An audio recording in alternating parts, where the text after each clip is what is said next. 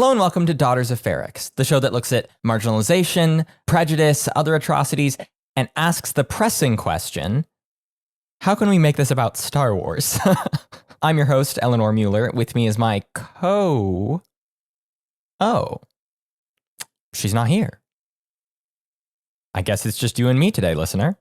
Unfortunately, I'm not exclusive, though. I also have to thank Mimi, Star Wars Nobody, Julia, David, Jeff Chatterton, Shelby Von Trapp, Niels Schaefer, Meta Luna, Camo Gourmand, Adam T, Pippa Johnston, Eli, Joel Arnold, Beatrix, Tom Vogel, Steven Saunders, R.I.P. Officer Didi, Megadudu, and Ben Green for supporting us over on Patreon. And an extra thanks to Meg and Jill for raising their pledges. They are all the white fin that houses this helmet antenna of a show. If you're interested in early access to the show, episode outtake videos, the Daughters of Ferrex Discord server, and the newest bonus episode where we read a Christian evangelical Star Wars self-help book from 1977, that one's actually gonna come out this time. Check us out at patreon.com/Daughters of Ferrex. Genuinely, things are not stable here in the United States of America. I don't make a lot off of doing this show, but it is my primary source of income. So your support on Patreon and just by kind of listening to this episode has meant that I've been able to afford rent. So that's huge. Thanks for that. Two things. Passports allowing, Sophie and I will both be at Star Wars Celebration Japan at the end of the month. We're going to be doing a panel about history stuff on the 20th with Chris Kempschall. Come see us and say hi. Also, we're going to be doing weekly episodes for the new season of Andor as it comes out, so stay tuned for some really smart guests and hopefully good conversation. I hope the show is good. Also, you guys really came in force for the last episode. That was a discussion of Andor and capitalism and toys and whatever the hell else made it into that script. Because so many of you commented and interacted with the episode, it got funneled not just to new audience members, but to the sort of people I make this show for. As I'm sure you can imagine, talking about Star Wars online as a queer person, as a trans person, isn't always met with kindness. But last time I checked, there's like 80 comments on the YouTube upload of that episode, and I haven't had to remove a single one for harassment. That has never happened to me before. And I hope it's not too much to ask, but I'd really appreciate it if you did the same thing for this episode too. We live in this algorithmic hell world where the more you specifically engage, the more this show is shown to people like you, and that's who I want listening. As I'm sure you can already tell, I'm wading into the deep end with this topic, so I fully expect the replies and messages I get after this to be rancid. So if you want to kind of counter some of that energy, I would really appreciate it. Also, I'm going to say a lot of algorithm-unfriendly words in this one, so I need all the help I can get. Thanks. All right. Enough of that nonsense. Our topic today is one I've been sitting on for a while. It's an exploration of both, Star Wars lore and how it's changed over the years, and also one of the most politically relevant bigotries to our current social climate. Welcome to Daughters of Ferrex, episode 30. This is 3-ish arguments against the existence of clone troopers who are transgender in Star Wars. It's also, more so, my response to them, and what this all can teach us about how anti-trans prejudice operates at its core. And it starts, forgive me listener, with a tweet. On twitter.x.hellfire.edu, the Everything app, the verified account Star Wars Holocron posted the following skeet. The Secrets of the Clone Troopers includes a first look at Sister, a trans woman clone trooper. Rex's description of Sister in the book reads, when one of our kind expressed her gender identity differently than her fellow troopers, she feared she'd have to hide who she truly was inside. Fortunately, her brothers in the 7th Sky Corps gave her the name Sister as a constant reminder that she belonged. Along with this text was a photo of a piece of art from the book, a woman with long braids dressed in clone gear and holding a blaster rifle. Her white armor and helmet are adorned with stripes of fuchsia and cobalt blue. And people were so normal about it. Woke activists who just want to insert modern day bullshit into this story that is not theirs to do so with. When did getting your agenda across get more important than passion? I shouldn't have to explain why a character like Sister is completely implausible and out of place in Star Wars. This trooper going to have so many problems with the hair, with Kamino wanting him dead. I just don't understand why we're taking all of this stuff from our own world and interjecting it into the Star Wars universe. Like, this is the epitome of Disney Star Wars. When I think of Disney Star Wars, this is exactly what I think of. They don't know anything about clones. It drives me crazy. They don't just look the same. They all think the same. They don't have an individuality. They don't have a personal identity about anything. Yeah. So how would this even be possible? Outside nonsense pushing in. What happened to the franchise I love? Well, I'll tell you what happened. It was invaded by activists. Pretending to be a woman, painting themselves in the colors of the transgender flag, calling them she, her, with pronouns and all of that shit. Up to now, the dominant word on this subject has been from very serious people like YouTube user Drunk3PO, who doesn't know how to correctly gender a person even with the words right in front of him. She's been around for, He's been they? So, let's step a toe into the discursive ring and level the playing field for a bit. The original tweet is correct. The reference book, Secrets of the Clone Troopers, came out in 2024 on October 8th. A day before that post. It's the fifth in the line of Secrets of books, which focus on groups like Jedi or the Sith, pairing original art with text from author Mark Sumerak, summarizing, collating information from disparate sources across canon where its subjects appear. Secrets of the Clone Troopers is, it's kind of neat. I like these sorts of books that collect info from across mediums, and the art style is cool, especially when it comes to depicting animated characters and live action ones in the same way. I like consistency in a book like this. I think that's really fun. What's less neat is the way it seems to, shall we say, use fan-made sources as artistic reference. This is something documented by Cobalt Green 1138 on Instagram. A lot of the pieces of art in the book use fan-made renders as sources without crediting those original artists. I don't think this is a problem just with the artist, Alberto Buscicchio, because this sort of thing has happened multiple times across Star Wars publishing. In my opinion, this should be something Lucasfilm pushes back on. They should refine their creative pipeline, make it clear what sources are or aren't acceptable to use as direct artistic reference. This isn't that relevant to the topic, but it felt wrong to talk about this book without mentioning it. If you're unfamiliar with Cobalt, go follow her on Instagram or Twitter or whatever. Cobalt Green 1138. She and her friends are doing some of the best visual archival work in recent Star Wars memory. I used it a lot for this episode. Links on the episode source page, as always. But yeah, there's a trans character who has a little entry in this book. And I do mean a little entry. The paragraph I already read is the entirety of the text afforded to her, and her picture is only about a sixth of the page. The rest is taken to depict Hauser from Ryloth in the Bad Batch and Dogma from the Umbara arc of the Clone Wars. This is the first time she's been depicted visually, but it's not her first introduction. That was 3 years ago, where she was mentioned in 2 different books, Queen's Hope and Brotherhood. These were the impetus for the first Sister backlash, because time is a flat circle, or whatever you people say. Sister's existence was introduced by Queen's Hope author E.K. Johnston as an aside in a Twitter thread made a month before the book's release. Her name is Sister because her brothers wanted to make sure everyone knew that she belonged. She posted this alongside a piece of art. Not official, not promotional, but something Johnston herself commissioned at the time. And people were so normal about this. Calling them she, her, with pronouns and all of that shit. These guys, when they calm down enough to give actual points, seem to consistently make these two-headed arguments against Sister. The first head says something overt and lore-focused. It's loud, and it makes some reference to aspects of Star Wars itself. The second head is quieter, it's more subtle, and it makes certain claims about the nature of transgender people or our role in society. Honestly, this topic is perfect for what I do. There's a reason this thing ended up being so long. To interrogate both sides, we need to get to the bottom of Star Wars' most dynamic little action figure soldier men. We gotta talk about the clones. In a second. Before I get to that, I have to define some terms. I don't really want to do this in the year of our Lord 2025, but clearly some people still don't know what's what, so let's just cover our bases. If you already know this shit, you can ignore me and go scroll TikTok or whatever. The rest of you, listen up.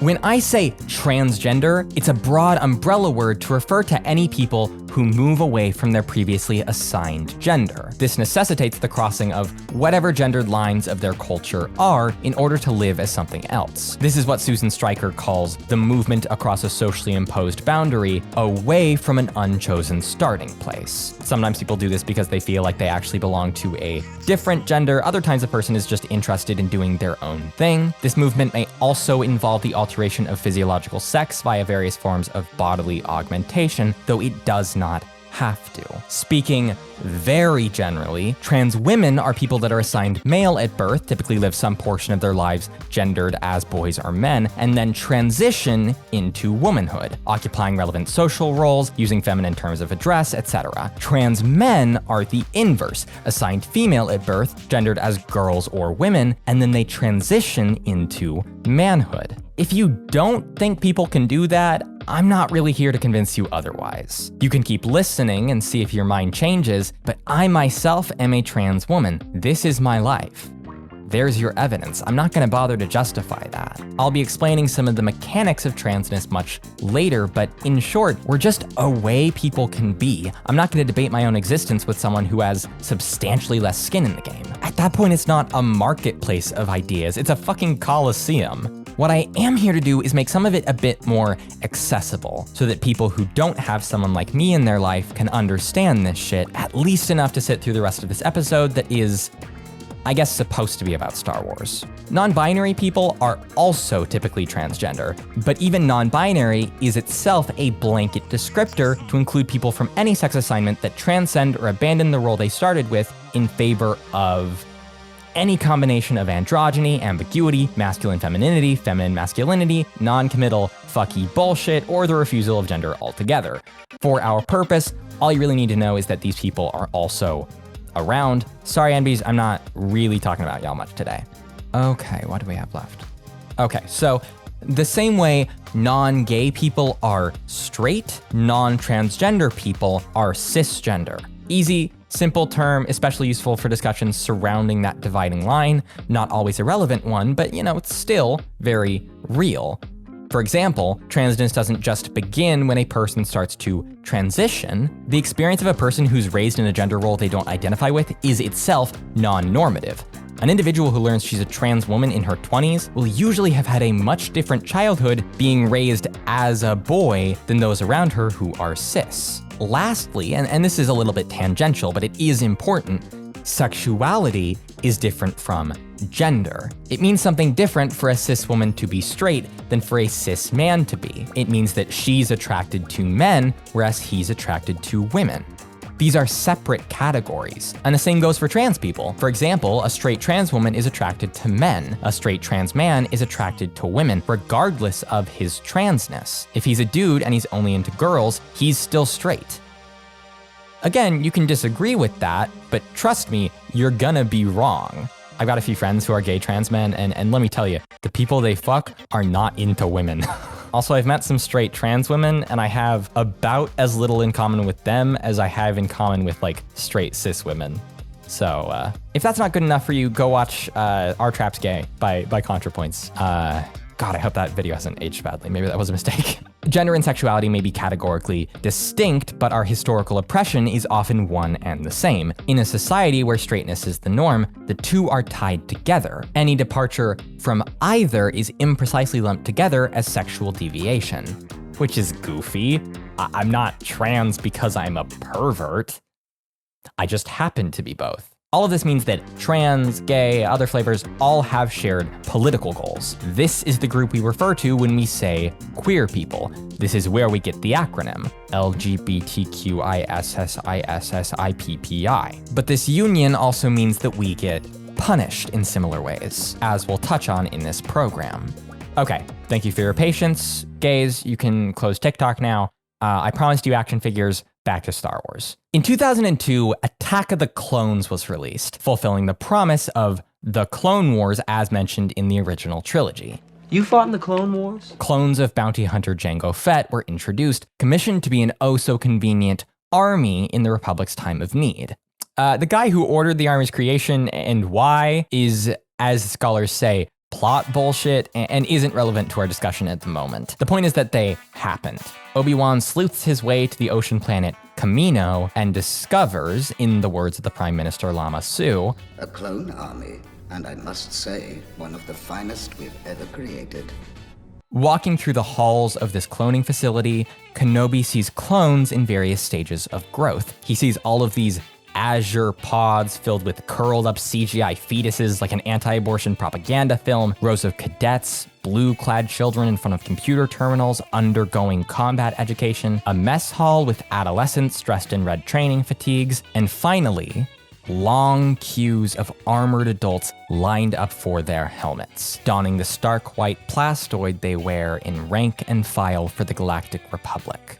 They're not exactly the same as the donor they're based off of. For one, these clones have been created with accelerated aging, twice the maturation rate of unmodified humans, half the natural lifespan. For two, well, they are totally obedient, taking any order without question.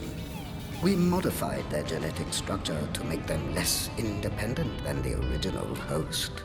The role of the clone troopers in episode 2 is kind of as a deus ex machina. They literally swoop in from assault transports to rescue the remaining Jedi from the arena on Geonosis. They shoot guns and get shot by guns. They don't really speak unless it's receiving or disseminating orders from their commanding officers, which is to say, Jedi. The single exception is this one clone that falls off the transport with Padme. He asks her if she's all right, I guess. If we take Attack of the Clones at face value, one thing is clear. The clones aren't individuals. They're quiet, they're efficient, and they lack personality besides their obedience. This is emphasized by their final scene in the film, rows and rows of faceless cannon fodder, ready to die for the glory of the Republic.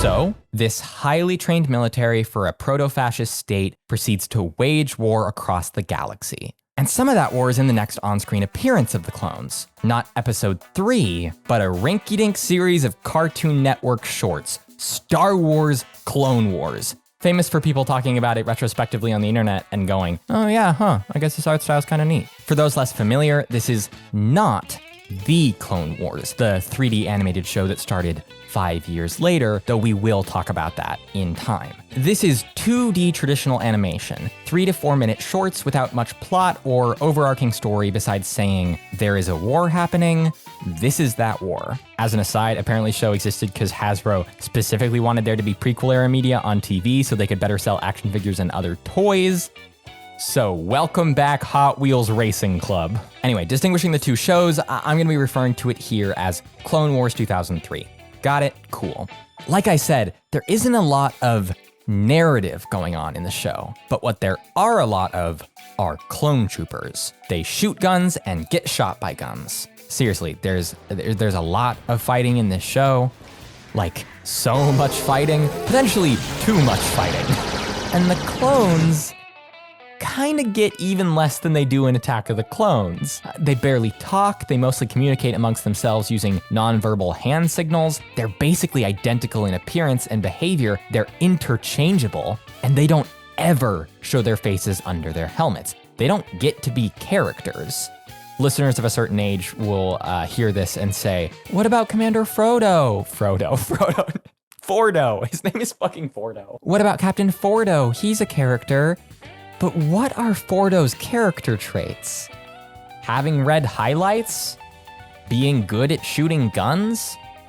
He's a cool design, he's fun to watch. I like when he does the spinny gun trick and he shoots the zappy cable thing. I see why some people are attached to him, but he doesn't have that much more personality than the disposable white-clad soldiers around him. He doesn't even get named in the show, he's just recognizable. The same is pretty much true for Commander Cody, too. Clone Wars 2003 agrees with episode 2. Clones are life-sized action figures. They exist to shoot guns and die. And it's from this understanding that we get argument 1. The clones are made by expert cloners who insist on rigid genetic conformity. The cloners wouldn't ever let one be trans. First up is the lore-focused claim. I want to go back to the planet where clone troopers were introduced, as it's described in the old EU. 20,000 years before the Clone Wars, the global climate of Kamino shifted rapidly. It was the end of an ice age, and the massive floods that resulted entirely reshaped the world. The Kaminoan people, in a desperate attempt to survive, adapted their technology and culture. They moved from coastal settlements to great stilted cities, and they developed precise methods for cloning and genetic engineering. Wait, sorry, did I say genetic engineering? I meant eugenics. The Kaminoans have developed an unspoken intolerance for physical frailty or imperfection. They developed cloning technology and practiced selective breeding to keep their race alive. Some genetic characteristics helped us survive the starvation and overcrowding, and some did not. They are outwardly polite, yet behind this lurks an extreme intolerance of physical imperfection. Such people should simply be culled from the herd, and there is no room for sentiment or for weaklings. Kaminoans have no respect for weakness, and tend to think of identifiably weak persons as beneath their notice. Prospect of extinction forged us into the species we designed ourselves to be, the purest expression of the Kaminoan spirit, and at a level of social maturity that weaker, mongrel species will never attain, because they lack the courage to cull. Okay, I said we were talking about the lore, but we gotta do this first. Toward the end of the 19th century, Charles Darwin's theory of natural selection, organisms adapt to their environments by producing relevant traits across generations, this shit was kind of out of vogue. Some in the scientific community really liked it, and others saw it as like an affront to humankind, but once the scandal was done, Darwinism kind of sat on the back burner for a while. Until the 20th century, when a whole bunch of scientific trends just so happened to all dovetail into a modern neo-Darwinian synthesis. Radiation research and the mass energy equivalence in 1905 got people to re-estimate the age of the solar system, which now allowed the timescale necessary for Darwinian evolution. Mendelian laws of inheritance were further developed. In the 1910s and 20s, it was confirmed that chromosomes contained the genetic information passed to offspring. And in the 1940s, the actual biochemical basis for that genetic code was determined and later modeled. DNA, a twisty ladder molecule that I don't really understand. The science textbook seems to think it's important, but I didn't read that part. I wanted to skip to the Nazi shit. Anyway, Darwin was hot stuff. People wanted him in their chemistry, in their physics, in their casserole. Everyone was cooking with Darwin. Even the ones that probably shouldn't have been. Oh. Okay. Oh no. This is bad. Don't go back there. You're showing holes to the camera. That's my cat for the audio listeners. Shit, she's getting on my shelf. Shit, fuck. The cat has been extracted. There's something kind of intuitive about the basic principle of natural selection. The organisms that perform the best, the ones most suited, endure and reproduce. Even a third grader could understand it if their school board wasn't pressured into taking it off the curriculum. So some people, not third graders, but a bunch of white guys from England, figured we ought to apply that theory not just to developing species, but to types of human beings, social Darwinism. At the turn of the century, a lot of people were living in profound inequality. What must that be like, I wonder? And as the rhetoric went, Darwinism explained why. Survival of the fittest. The most competitive or viable groups are the ones that survive and gain advantage. The strong grow in power, the weak diminish. Their cultures die out. Don't reform society to improve the lives of the underprivileged. They're like that because they're supposed to be. That's just where they belong. Deprivation is a sign of unfitness to be. Authority is the natural order. Supremacy is the natural order.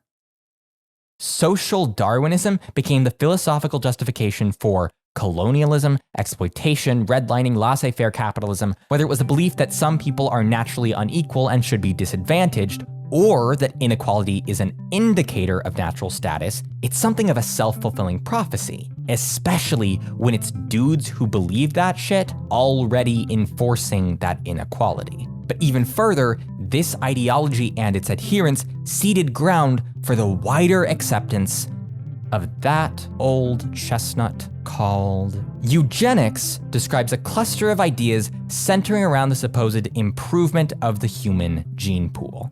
The claim is that if certain people have kids or don't have kids, this will have a qualitative effect on humanity as a species. We can get better if the right people are the ones to breed. The term was coined by Francis Galton, a scientific jack of all trades who had his fingers in a lot of different pies. He made the first weather map. He devised the forensic classification of fingerprints that we still use today. He pioneered the modern use of twin studies. Basically, twins can be used as case studies for understanding the varying effects of genetic and environment on how a person is. Foreshadowing. If twins are raised separately or they're raised together, how similar are they? How dissimilar? What traits are influenced by genetic difference and to what degree? This is the nature versus nurture thing, which is appropriately a phrase that Galton also coined. Dude was prolific. But a lot of Frankie Galt's research directed him to weird shit. Galton studied twins because he wanted to understand inheritance. His fingerprint taxonomy was an extension of his interest in anthropometry, measuring human beings. Like Gregor Mendel before him, he grew and studied pea plants and plotted the distribution of their traits. And he projected a lot of this research onto understandings of human demographics and socially desirable traits, what he called eminence, greatness, moral and intellectual superiority, etc., etc. In his own words, the study of the agencies under social control that may improve or impair the racial qualities of future generations, either physically or mentally. It's what he said there, the social control, that's the key term.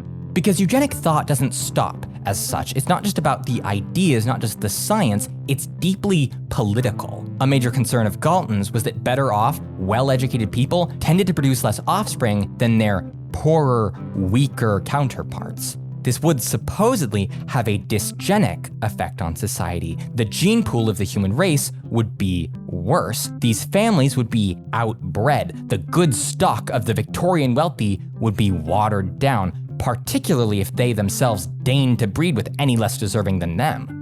Do you want to have a society plagued by infirmity, lawlessness, poor moral character, degeneracy, low intelligence? Of course you don't.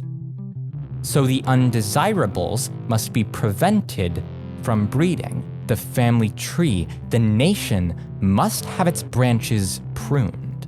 The herd must be culled. And culled they were. This period wasn't the first time that people traded ideas about good stock and selective human reproduction. Hell, in the Republic, Plato proposes the development of better men for the production of offspring as among animals also. That was 2,400 years ago. But it's true that with the rise of scientific racism, social Darwinism, and other means of blending the aesthetics of science with justifications of prejudice, eugenic thought was catapulted to new heights. Genetic explanations were now fully in vogue. The 20th century was ripe for eugenical policy across the world, and particularly in America. So, by what method did they decide to cull the herd? Well, some advocates privately wished for euthanasia. Yeah, they wanted to kill them. I don't think we can forget that. The primary method for eugenic control at this point was forced sterilization, tubal litigation, vasectomy, it was seen as a more humane way of maintaining a clean nation. Supposedly, scientific organizations like the Eugenics Record Office gathered research, family pedigrees, and assembled committees to promote policy or evaluate the institutionalized. And in 1922, the ERO's director published a model eugenical sterilization law that became the template for legislation passed in the state of Virginia, allowing those people held at state institutions to be sterilized as a benefit both to themselves and society. They were hardly the first state to introduce this sort of thing. By the time Virginia passed the law, around 3,000 people had already been subjected to sterilization elsewhere in the country, mostly in California. These laws earmarked people that a retributive society usually sees as least deserving, the criminalized, but also a whole host of others poised for ethical sidelining. We'll return to that. Anyway, Virginia wasn't the first. But their law was special in that it got taken to the Supreme fucking Court. And in 1927, the Supreme Court made the landmark decision that it's totally okay for the state to sterilize some people if it wants to, as a treat. The defendant was a girl named Carrie Buck, who was sexually assaulted and impregnated by a family member and was committed to an institution after her foster parents didn't want to deal with it. But Carrie's birth mother was already in an asylum, so the state of Virginia decided she was feeble-minded, genetically predisposed to immorality, promiscuity, insanity. They projected this onto Carrie from her mother and even onto Carrie's illegitimate child. It is better for all the world if, instead of waiting to execute degenerate offspring for crime or to let them starve for their imbecility, society can prevent those who are manifestly unfit from continuing their kind. 3 generations of imbeciles are enough. Those are the words of a Supreme Court Justice, Oliver Wendell Holmes Jr. Comforting to know that people in that job always sucked, I guess. Carrie Buck also had a younger sister, a kid named Doris. They took her to the same institution as Carrie when she was 12, and the medical staff told her she needed to have her appendix removed. Doris was sterilized without even knowing. She didn't learn what had been done to her body until 1979, half a century later, all on the grounds of preventing degenerate offspring. A mere 5 paragraphs long, Buck v. Bell could represent the highest ratio of injustice per word ever signed onto by 8 Supreme Court justices, progressive and conservative alike. These are the words of law professor Victoria Norse. In retrospect, it's difficult to see Buck v. Bell as much beyond a sheer attack on human rights, especially for women. Which is why it's pretty fucking rich that the decision reached in Buck v. Bell was endorsed by Margaret Sanger. Sanger was a massively influential first-wave feminist. She was an outspoken advocate for the ability of a woman to dictate her own pregnancy, being a crucial element of women's liberation. She launched a publication, started Planned Parenthood, and was an explicit proponent of eugenics. Sanger believed that America suffered from the uncontrolled reproduction of the feeble-minded, and saw the value of birth control as a means to combat the biological menace of some people having kids, I guess. She claimed that modern society has respected the personal liberty of the individual only in regard to the unrestricted and irresponsible bringing into the world of filth and poverty an overcrowding procession of infants foredoomed to death or hereditable disease. That's fucking disgusting. You're talking about people's lives, man. Just because they're hard doesn't mean they're not worth living. One of the biggest reasons why reproductive healthcare and birth control are important is that they're a key element in maintaining a person's bodily autonomy. People should be able to say, this is my body, I decide what happens to it.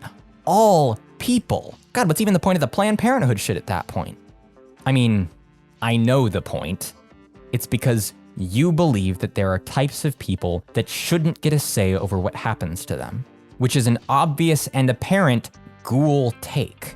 Ghouls. I have to bring up the Margaret Sanger stuff because this history is inextricably tied to the politics of fertility, I guess. I always enjoy how you can just kind of stick the phrase politics of before something, and now it sounds like you're making a point. Politics of loss, politics of smell, politics of Star Wars.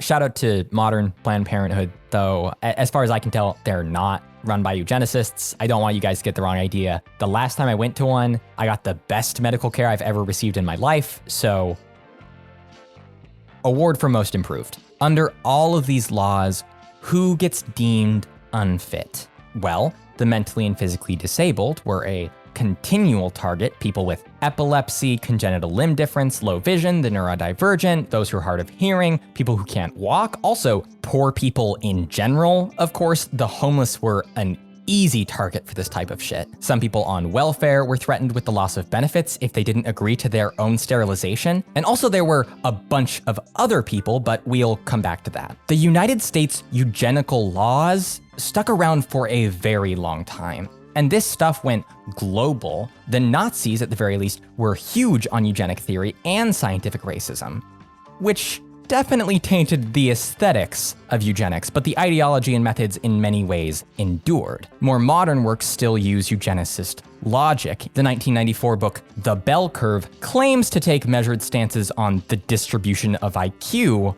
while also advocating for conservative social policy as a response to this supposed distribution. These sentiments are alive and well, particularly with regard to foreigners or the incarcerated.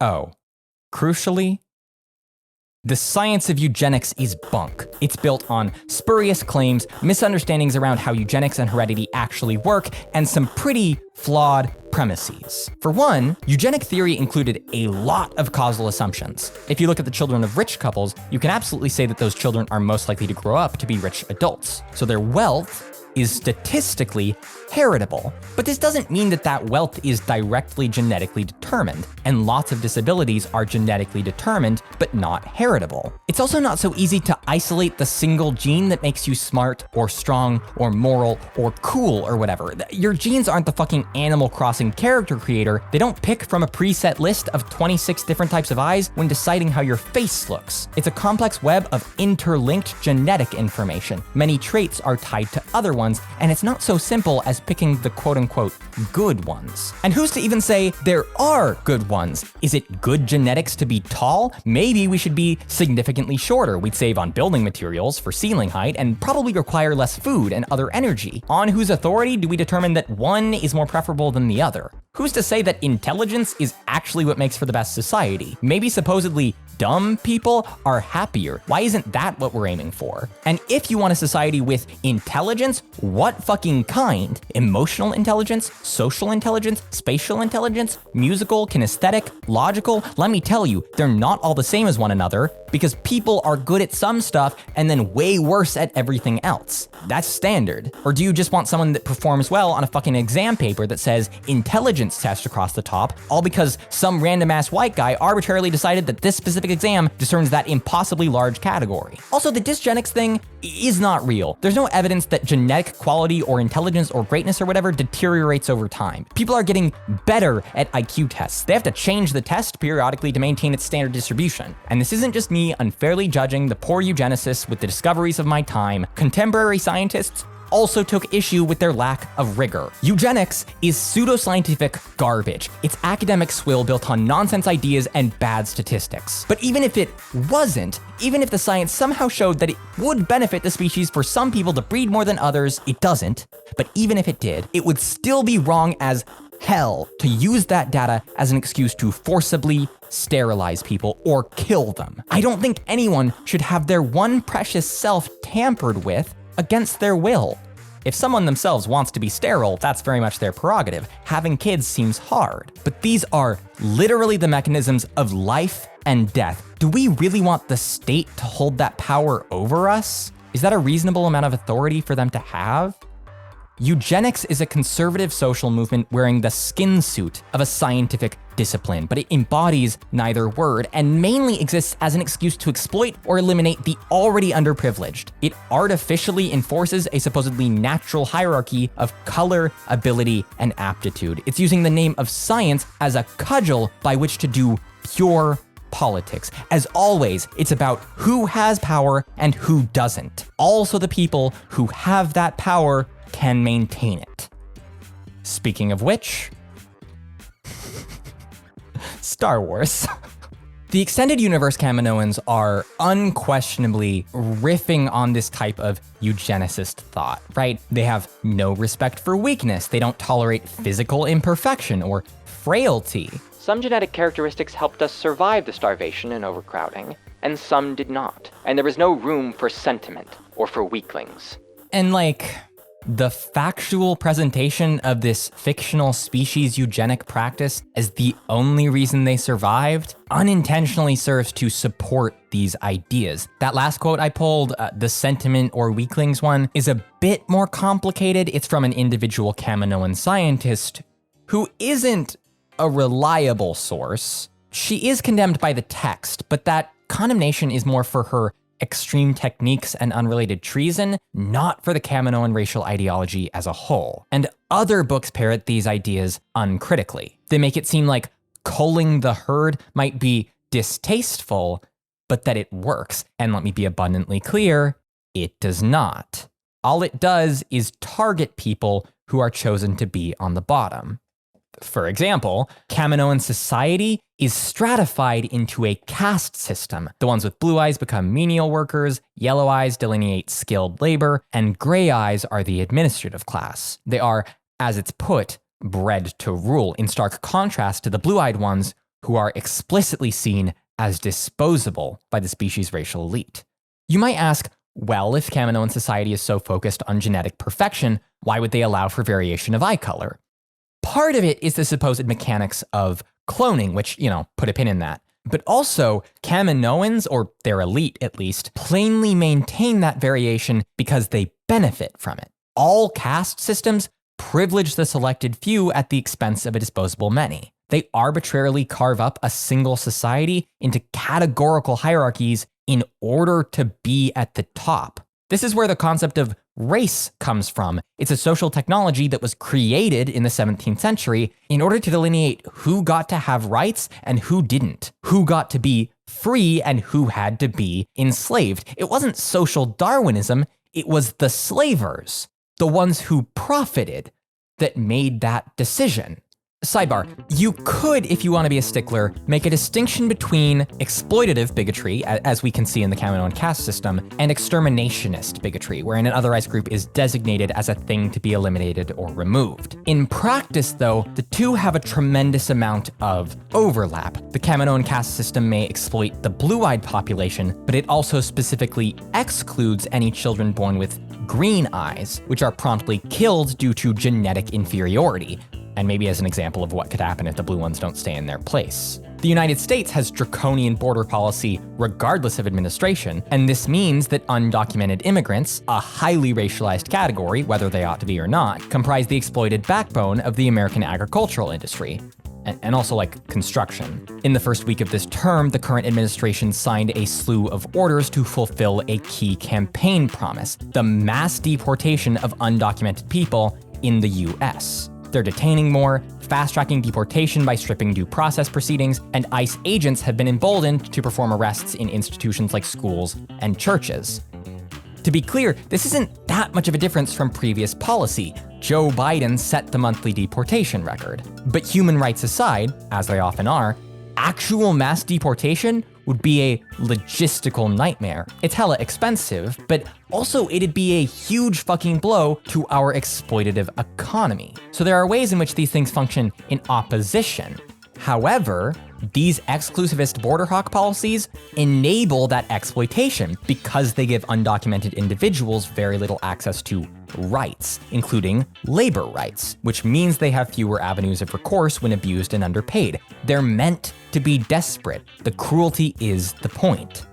Whether or not a ruling class is interested in exploitative practice or exterminationist ones comes mostly down to taste. One racist may argue the economic benefits of a working underclass, another expresses fears about the existence of our people and a future for white children.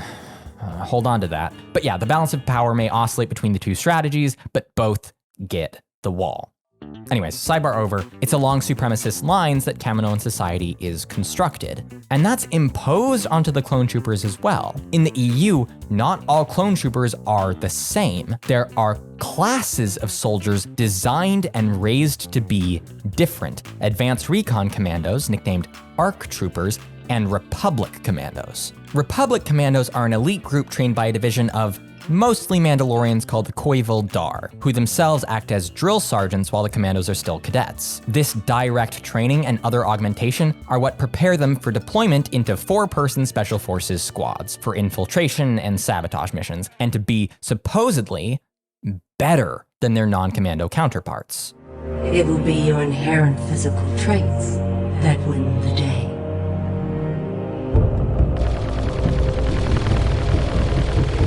And in this regard, you will be superior to your more common brethren. Cool. I love supremacy due to inherent physical traits. Very neat. ARC troopers go a step further. They lack the modifications that the Kaminoans say make the clones less independent entirely, and are more adaptable and creative as a result. They're also physically modified to be stronger and more tough than their original host. Speaking of whom, ARCs are generally raised under the immediate tutelage of Jango Fett himself, to fight and plan like he does. As a result of these differences, both ARC troopers and Republic commandos get to be actual characters. They have personalities, needs, desires. Republic commandos sometimes get personalized outfits. ARC troopers are known for being unpredictable and sometimes disobedient. One commando meets and begins a relationship with a Jedi woman, and they have culture. A lot of these modified troopers engage in Mandalorian customs, using Mandalorian words and chants, Mando symbols, and even occasionally funeral rites. I don't think it'd be a stretch to say that some ARC troopers even viewed themselves as more Mandalorian than clone. In a vacuum, I think the idea that clone troopers share aspects of Mandalorian culture is one of the cooler things from this period. Despite standard infantry units lacking the same type of direct Mandalorian instructors, these things even trickled down to them. The anthem of the Grand Army of the Republic was Vode On, a battle song about brotherhood and the fires of death, all in the Mandoa language, including a reference to ancient Mandalorian history. For Jango to get cloned millions and millions of times over, and those clones still hold some of his people's way of life? I don't know, that's really neat. But out of the vacuum, the actual reality of this depiction is a little questionable. Most of this is from the writing of Karen Traviss, a prolific author for Star Wars in the late 2000s. She wrote a bunch of clone-centric stories and retroactively laid out the fundamentals of Mandalorian culture. But I'm sorry, I don't want to be a buzzkill, but this shit really strays into a weird kind of objectification. Clones are described as exotic. Mando culture is righteous but other. Republic commandos are capable, but there's also this white saviory thing going on with the non-clones who've got authority over them, none of whom are people of color. It really feels like a subtle noble savage thing, I guess. Again, the clones don't exist in a vacuum. They and Jango Fett are originally played by Temuera Morrison, who is himself Maori, the indigenous people of Aotearoa. I just don't think this exoticization is coincidental. I think it's a result of the biases of the author projected onto the characters. And while it's a cool idea for clones to take after Mandalorians, the execution ends up being, just my take, kinda racist. Honestly, even if I'm wrong about that, I don't really like Karen Traviss anyway. She treats the women in her books poorly. She is, in my opinion, pretty generally wrong about the Jedi,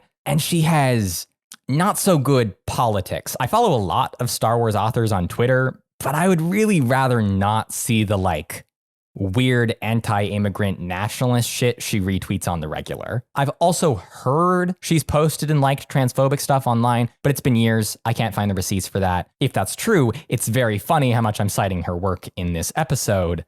But yeah, the Republic Commando books are, from what I've read, pretty interesting. I recommend them if they seem up your alley. They allow clones a lot more personality than the Clone Wars multimedia project before them did. It's not like Karen Traviss is the devil, she's just an average, middle-aged British white lady. But I think Star Wars is probably better off for not having her around anymore. Anyway, actual personality is all well and good, but the degree to which commandos are allowed to deviate from the norm is heavily policed by the Kaminoans. In one comic, some ARC troopers are kept in stasis when they're not in the field. They're deemed too unpredictable to be allowed any amount of freedom. And yeah, the Kaminoans obviously exert this level of control over the rest of the clone population too, especially when they get an inkling of, physical frailty or imperfection. From the Essential Guide to Warfare, clones who proved deficient or had undesirable mutations were reconditioned, a term that included everything from genetic therapy to termination.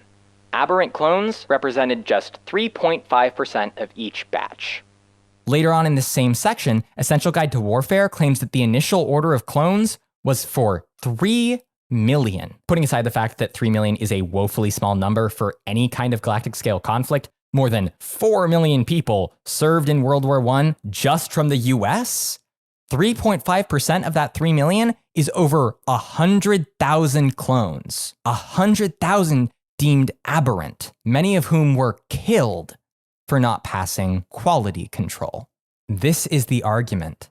If a clone tried to live as a transgender woman, she'd be reconditioned, reprogrammed, or terminated, because by design, clones are not people. They're soldiers. But frankly, we're talking about imposed uniformity, not some inherent trait. Clone troopers, particularly commandos, act in all manner of ways. They're not supposed to, so artificial consistency is maintained by therapy and execution. The Kaminoans may design them to be obedient, may indoctrinate them into Republic fealty, and kill the ones that fail, but even still, some fall through the cracks. In Republic Commando 000, an initial attempt at enhancing Jango's template goes poorly. Of a test batch, half didn't survive incubation, but the other half did, and the result was 6 little clone boys. They were put through introductory training and other tests, and they failed. Deemed unresponsive to command, the Kaminoans set them to be terminated. But they're saved by the intervention of a Mandalorian from the Koival Dar. He takes the boys under his wing and trains them into the first ARC troopers, dubbed Null class. And they're not the only ones. Spar is the name of a naturally rebellious ARC trooper who resisted uniformity. Kaminoans sent him to be reconditioned, but it didn't stick. He made friends with one of his Mandalorian superiors and managed to escape the Grand Army altogether in adolescence. Granted, Spar only exists because of a wacky continuity thing that I'm not going to explain, but hey, it's another example. These are both unique situations. It clearly helps to get the sympathy of a Mandalorian superior, but this proves that it's possible for atypical clones to exist and survive, even maybe staying in the military structure afterwards. But even beyond that, why do I think transgender people can survive a eugenicist system? Because a lot of us already have. The only damn reason that a certain subsection of Star Wars fans think that extermination is a blanket argument against trans existence is that people don't know our history. And yeah, our history. The modern concept of transness is just that, modern, the specific product of a centuries-long development of culture, care, and a fight for recognition and liberation that is far from over. However, there have been people who violate or abandon their socially imposed gender for thousands and thousands of years. In the Republic, Plato proposes, that was a joke. But seriously, there are South Asian third gender categories that have existed for at least 2,000 years. In 204 BCE, Rome officially adopted as state goddess a deity whose most devoted worshippers were eunuch priestesses born male that underwent ritual castration and wore women's clothing and jewelry. In pre-colonial Uganda, there were males treated as women allowed to marry men. Back to the Roman Empire, in the 3rd century, they crowned as emperor a 14-year-old called Elagabalus, a signed male who took a charioteer named Hierocles as their lover and wanted to be his wife. Elagabalus supposedly wore makeup, removed their body hair. In one anecdote, demanded that a different lover call them my lady instead of my lord, and requested genital reassignment surgery of their physicians. Sort of. People didn't like Elagabalus. Apparently they were eccentric, and the favoritism showed toward lovers like Hierocles alienated the Imperial Guard. They wanted to be the husbands too. So it's entirely possible, and even likely, that accounts around Elagabalus's gender expression are purposefully exaggerated, or just lies. You know, when you're in power and people don't like you, it's easy to tack shit onto history for the sake of a juicier, more lascivious story. This is probably like people saying that Michelle Obama is trans, right? But even if those claims are incorrect, it's super interesting that those ideas were floating around enough to become slander in the first place. Oh, and since the assigned male crowd is so overrepresented in this list, I'd be remiss not to throw a bone to the trans masks by mentioning Albert Cashier, assigned female at birth in Ireland before adopting the identity of a man at a young age. Albert moved to the United States and served with the Union in the American Civil War, where he was lauded by his comrades for his bravery. That's right,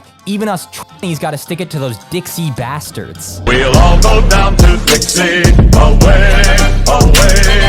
Each Dixie boy must understand that he must find his Uncle Sam. Again, to actually call these people capital T transgender would be a word out of time. Incorrect, if only for the term's anachronism. Still, this is our history. The experiences of gender non-conforming people living distinct lives with unique cultural meaning, and nonetheless seen as illegible, disposable. The reason our history isn't more widely known is that a lot of us get the Elagabalus treatment. Those Roman priestesses were criticized by the elite that wanted to delineate the acceptable bounds of male identity. Third gender categories in South Asia and across Africa were criminalized throughout the Inquisition, colonialism, and the slave trade. When the quote-unquote secret of Albert Cashier's identity was exposed in his 60s, he was forced by the hospital where he lived to wear women's clothes, which he was so unaccustomed to wearing dresses because he was a dude that he tripped on them. He fell, he broke his hip, and was bedridden until his death. You can't write this shit.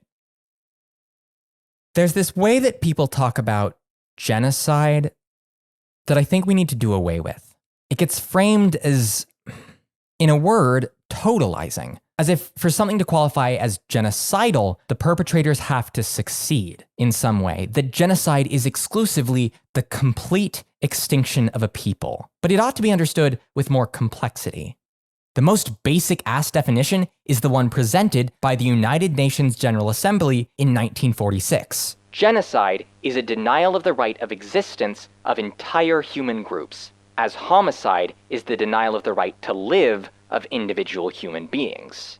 Fans get real tied up in knots about the fact that after Order 66, the Jedi aren't all dead. Because the original trilogy has Luke continuing the legacy of like 2 remaining guys, the common line is that more survivors lessens the impact of episode 3 or whatever. But I'm sorry, that's ridiculous. There were 10,000 Jedi at the end of the Clone War. If 100 survived, that's still a Jedi elimination rate of 99%. Realistically, this is unheard of. In the real world, it's extremely difficult to literally kill everyone from a group. There are almost always survivors.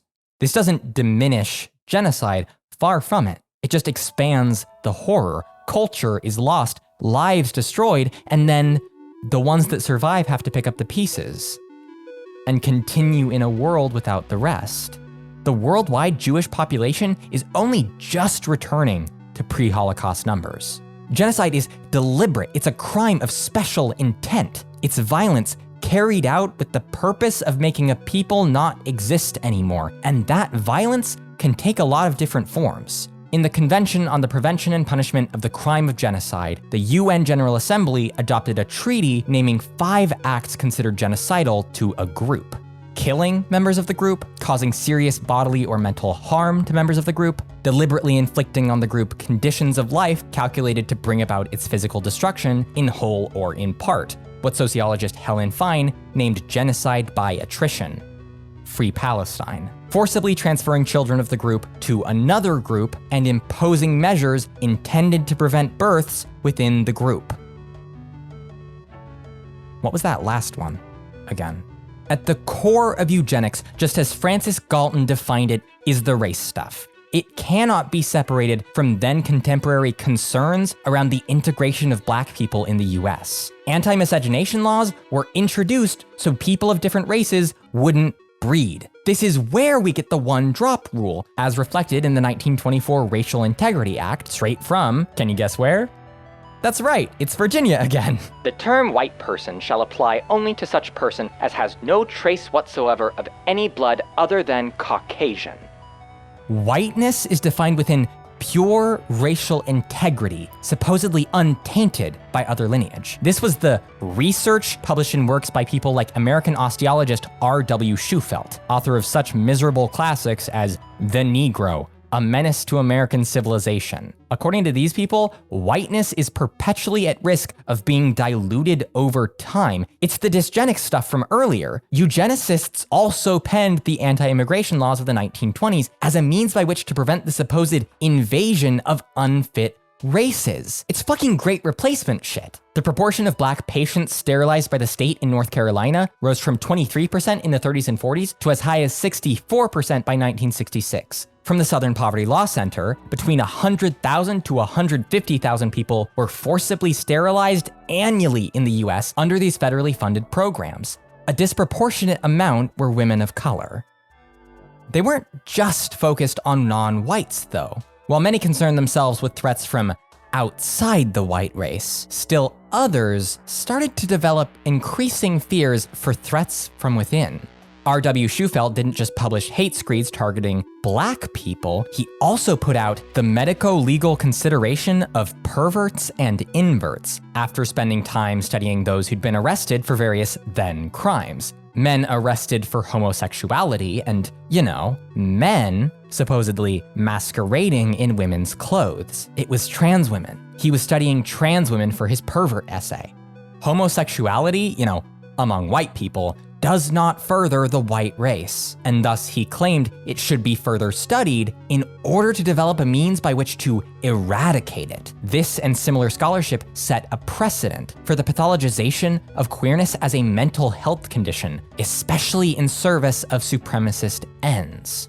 And we know what they like to do to people with mental health conditions. Unfortunately, we don't have good data for this. The distinctions may matter now, but they sure didn't back then. Though, in Indiana, one doctor recorded that 1/3 of the men he performed vasectomies on were receiving them due to sodomy. The eugenicists thought that swept the globe consistently included anti-queer sentiment. And yeah, including what the Third Reich did. The Weimar Republic included one of the first instances of trans people gaining, anything in their society. There were trans publications and organizations. Some individuals were granted transvestite certificates so they wouldn't get arrested for what was considered cross-dressing. Anti-cross-dressing laws were really common at the time, including in the US.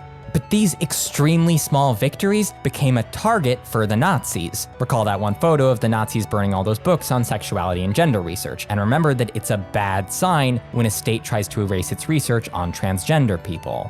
It should be noted that the Nazi persecution of queer people wasn't unilateral, per se. The Third Reich was pretty inconsistent about enforcing a lot of its policies, even when it came to the race stuff. But nonetheless, violence targeting quote-unquote transvestites was pervasive, as expressed in a Cambridge special report. The Nazi state reserved its worst violence for trans women, in particular women who came to the attention of police as they continued to live publicly as women after 1933. These trans women kept living as women because the alternative, being forced to live as a man, was unbearable. One such woman was H. Bode of Hamburg, who often went out in public dressed as a woman, dated men, and had previously held a transvestite certificate. Over the Nazi period, she racked up convictions under Section 360 and Section 175. Those are public nuisance and public indecency laws, respectively. Hamburg officials finally sent her to Buchenwald, where she died in 1943. Bode was murdered. It is clear from the file that her transvestism played a large role in that murder. Buchenwald was a concentration camp, in case that wasn't clear.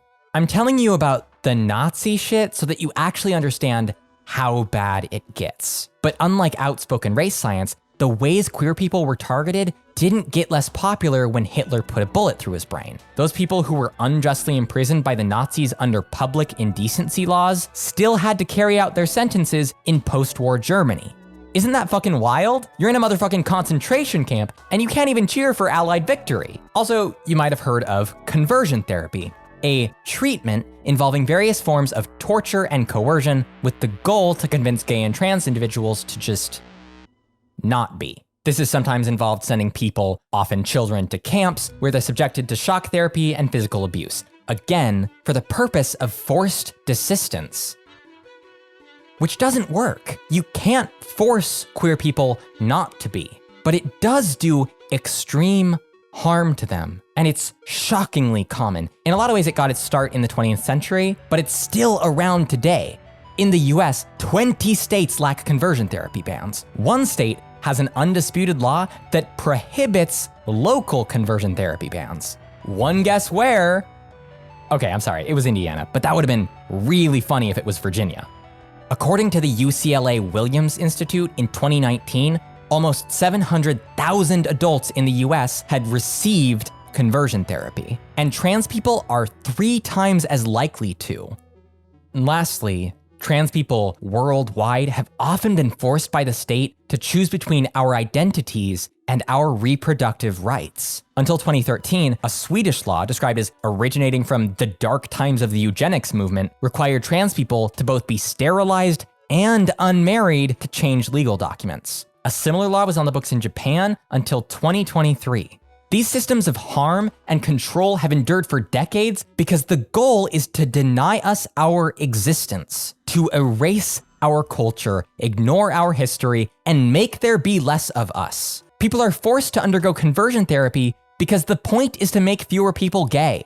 Others are sterilized because it's believed that if you live a transgender life, you are not fit to have a family. And even further, your very genes are not worthy of being passed on. Hell, even the most current wave of anti-trans fear-mongering has its roots in this shit. The propagandized claim is that they're gonna turn your kid trans, but we gotta realize that this is really a concern about white kids. Children of color almost never receive the same kind of moralizing. Black kids aren't vulnerable or innocent, they get shot for holding a water pistol. Childhood is politically constructed around whiteness, and the defense of children from being trans is defense of a larger social project, as described in the oft-cited neo-Nazi slogan. We must secure the existence of our people and a future for white children. Damn, 214 words in one episode. That's 28 words. Twice the horseshit. Hundreds of thousands of us have died or been desecrated at the hands of supremacist bastards for a long, long time. It's happening right now in the country where I live, and it'll probably only get worse for a while. And yet, we endure. Transness isn't heritable. You can't magic it out of existence with a gynecologist and a scalpel. Trans people, to borrow a phrase, occur spontaneously and without instruction. You can't get rid of us with therapy, sterilization, imprisonment, or killing. You can hurt us. You can burn our history, but we're just another way people are. That doesn't go away, no matter how much you prune the tree. And this is why I don't see the Kaminoan supremacist project as mutually exclusive with a transgender clone. It's not a perfect one-to-one. It's a much more controlled environment in Tipoca City, but I think the fact remains true. The Kaminoans may well hurt a trans person. They might see us as a threat to whatever purity they claim to maintain. But I don't believe they'd get all of us. Not always, not forever. They didn't succeed getting rid of the null ARC troopers. What about, say, a plucky Republic commando girl with a dream? Couldn't she make it out? That being said, this argument only matters so much. I've entertained it for a fuck long time because it's interesting and it's a good excuse for discussion. But the Kaminoan intolerance isn't actually that relevant. That's right, I've wasted your time. You can never get this back. Star Wars is, say it with me, a large semi-closed intertextual apparatus. Yay! And within that intertext, there's a lot of movement around what is. This piece of media helps us better understand this thing. This television show reveals that X character survived. This book explains how this thing from a movie actually worked. It's not just Star Wars, it's the backbone of the entire media journalism landscape. For the record, media journalists focusing on this is annoying as hell. It's a reductive way of looking at stories, and honestly, I find it to be a bastardization of the actual pleasures of intertextuality. A book can expand or be in dialogue with a movie in very interesting ways, affording new interiority to characters, contextualizing a setting, or shifting focus away from an otherwise main character. And sure, sometimes paratext irons out the facts of a situation, but that's not the point of it, even if it's fun to add that to a wiki article. Star Wars books and comics often get to be a lot weirder, more inventive, and more sincere than their on-screen counterparts. Reducing those benefits to the blunt instruments of reveals, explanations, and confirmations is kind of a perversion to me, I guess. Star Wars likes to pretend that it's a unit, a cohesive whole. But individual pieces of Star Wars media claim one thing or another about a subject all the time. And this is especially the case in regard to the Legends canon divide. All that shit about the Kaminoans and their eugenicist ways? Yeah, I mean, some of that might be implicit in their portrayal, but to my knowledge, that's not in the text of any canon book. Returning to the original crux of this episode, the clone trooper sister was introduced in canon books She wasn't written to be consistent with Republic Commando. She's not lore breaking, you guys just don't know what you're talking about. I've already outlined why I still don't think the Kaminoan thing is a good argument against Sister, that's the second head. But the fact is, unless some fuck-ass comic brings that stuff back in, it's simply not relevant. Unless, of course, you're trying to pad the length of a script. And thus, finally, we continue on to argument 2. The clones exist to be perfect, efficient soldiers, and they want to be. The clones wouldn't ever let one of their own be trans.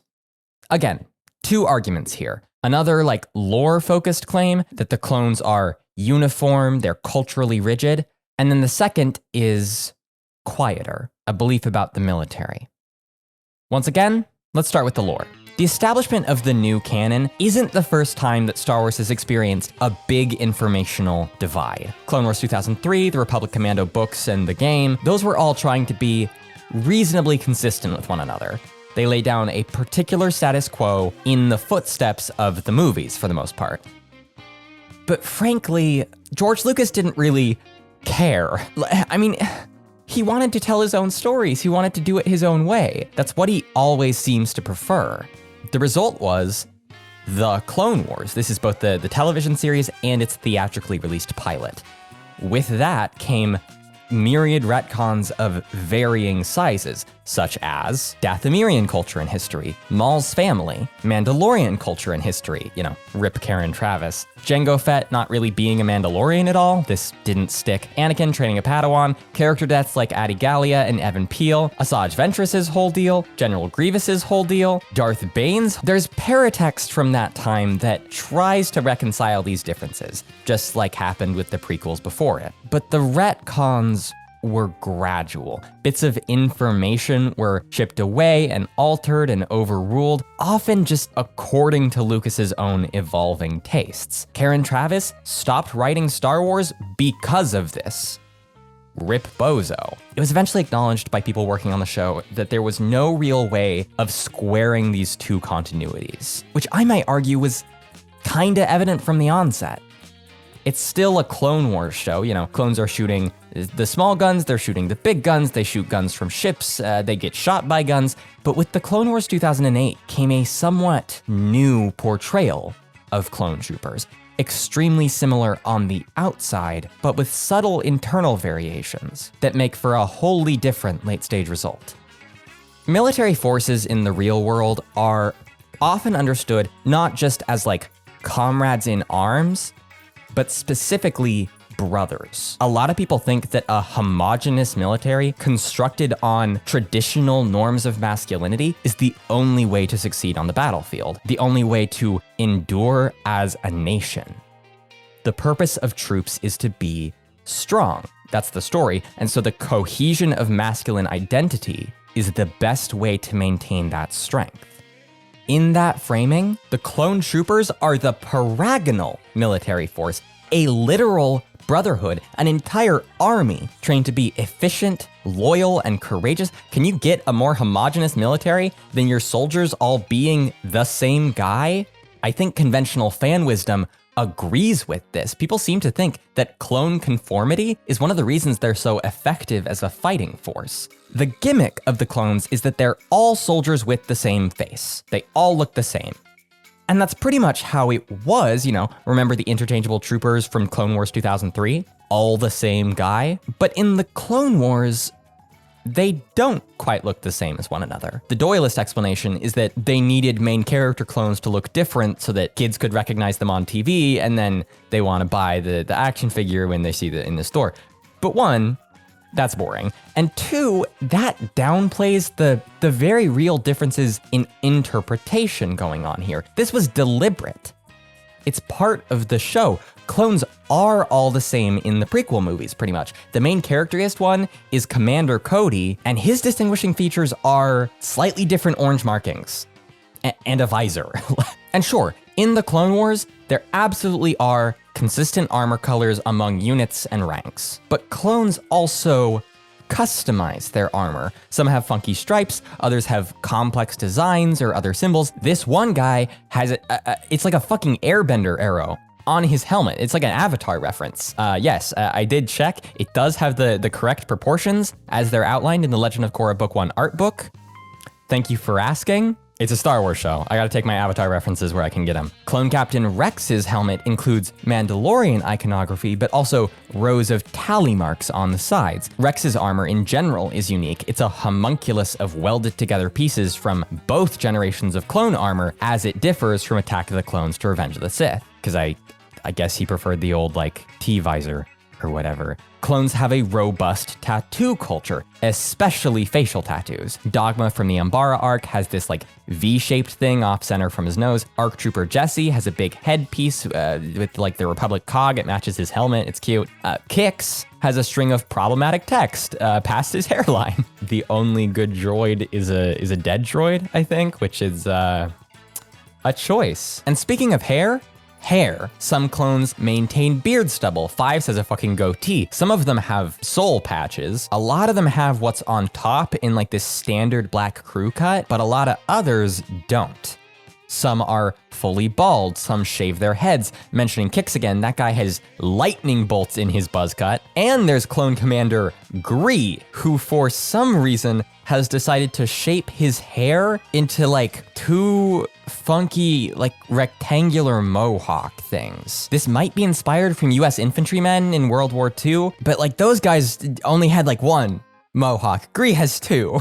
I don't care that it's a historical reference. It still looks bad. This diversity of clone expression is really often credited to the Jedi generals who, you know, it's very true. They do typically encourage clones to develop distinct identities, you know, senses of self in ways that the Kaminoans definitely didn't. But clones begin that self-construction with one another while they're still in training, long before their Jedi assignments. Members of Domino Squad, Cut Up, Echo, Fives, Droidbait are so called because they give names to one another as cadets, referencing different personalities and approaches to combat. One of them, Heavy, resents his name, but then adopts it willingly, symbolizing acceptance of his team, of himself. And clone kids already engage in rudimentary forms of cosmetic self-expression with different haircuts. The clone nickname thing in general is pretty important. A vast majority of clones seem to have some kind of name, you know, used by their brothers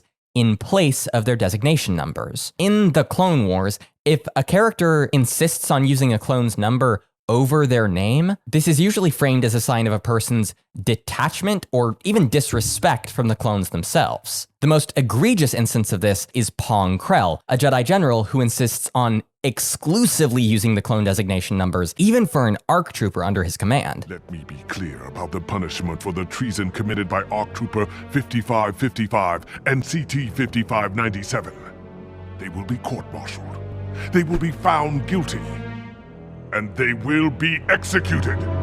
Krell is like a massive douchebag. He sees clone troopers as expendable. He makes tactical decisions to send them directly to their deaths. And at one point he calls them creatures bred in a laboratory. There's like a pattern of disregard and even contempt for the clones.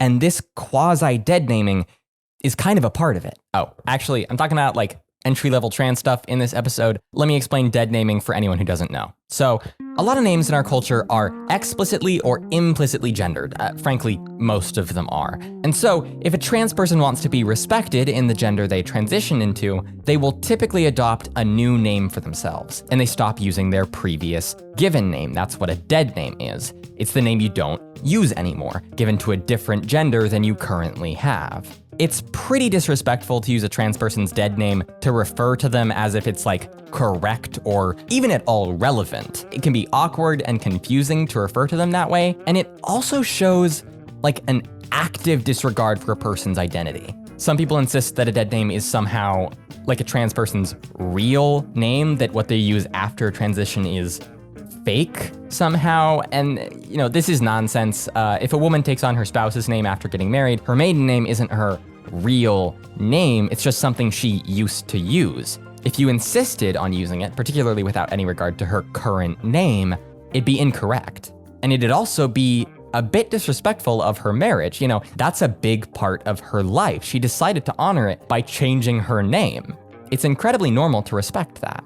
Trans people often don't get that respect at all, which is why I'd say it's significantly more rude than the maiden name example I gave.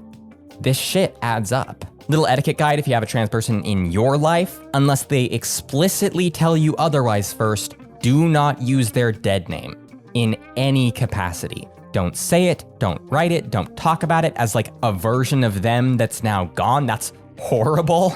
Refer to it as your dead name. They know full well what it is. You don't have to spell it out for them. Yeah, there are times when a trans person might have to interact with their dead name. That's on legal paperwork, that's on background forms or whatever, but those don't really concern you. If you do slip up and use a person's dead name, don't make excuses. I know it can be easy if that person has recently transitioned, but they do not need to hear you try to justify why you made that mistake. Trust me, you've already made a sizable faux pas. You're only gonna dig yourself in deeper by suggesting that it was okay to do, actually. Just apologize. Catch it, correct yourself, say their proper new name, and try really hard not to do it again. Show them the same respect you show to everyone else by using their actual goddamn name. The clone thing isn't this serious, obviously. Some clones are more attached to their numbers than others, but still, within the narrative, the names are symbolic of their individuality, and disregard for those names is a sign of disregard for the clones themselves. Anyway, some clones express sexuality and actually understand some kind of gendered expression. At least one gunship has like pinup art of a woman on the nose. We hear a clone cadet regale a bunkmate with a made-up story of a romantic altercation. So I says to her, baby, you and me could really... You never even met a girl. And the sequel-era book, Force Collector, describes a clone on Utapau that met a woman and impregnated her while on active duty. He had a son. That's not even to mention Cut LaQuain. He defects from the army pretty early on in the war and gets married to a woman. A lot of the clones are straight. I don't know what to tell you.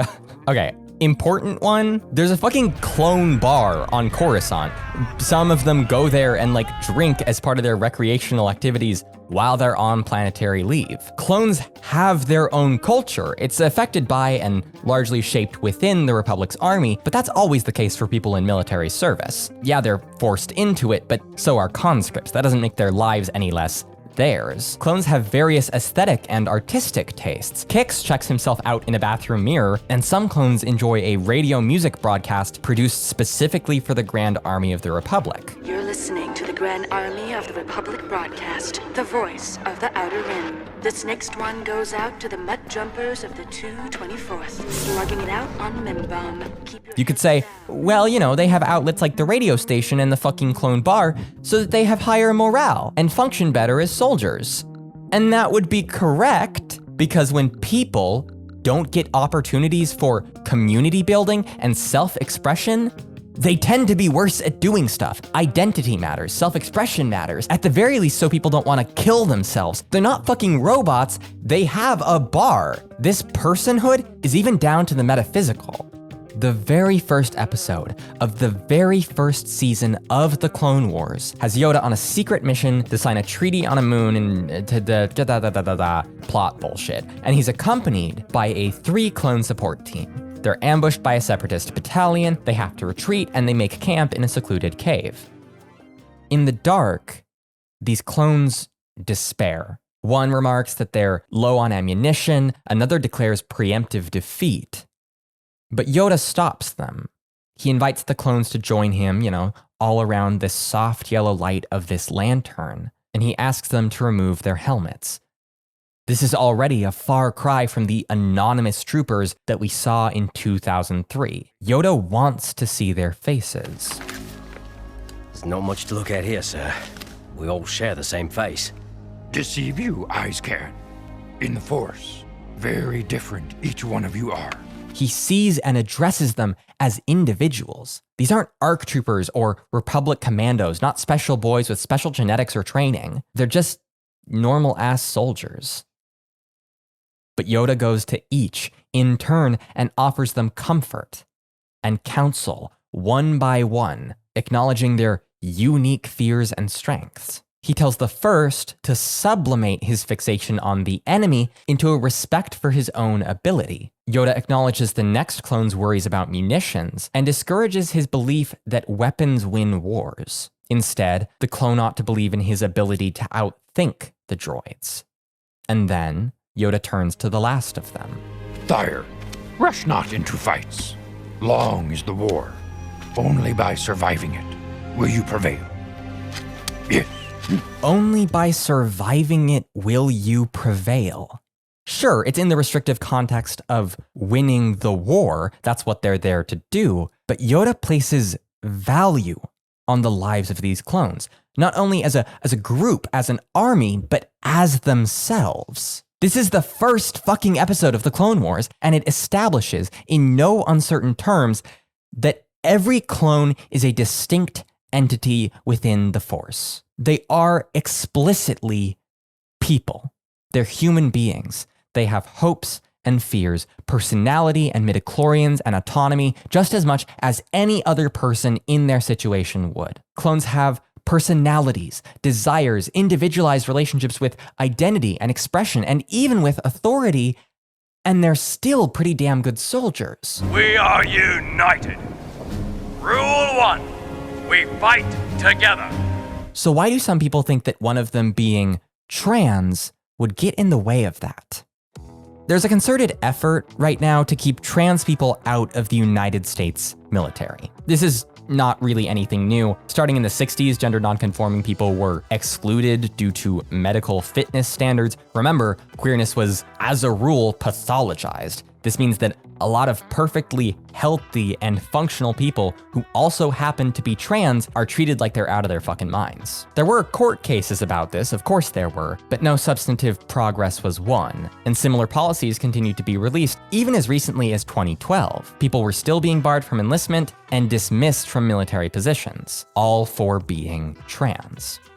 In 2014, an advisory panel reported that these restrictions were wrong, built on incorrect and prejudiced ideas about the physical and mental capabilities of trans people.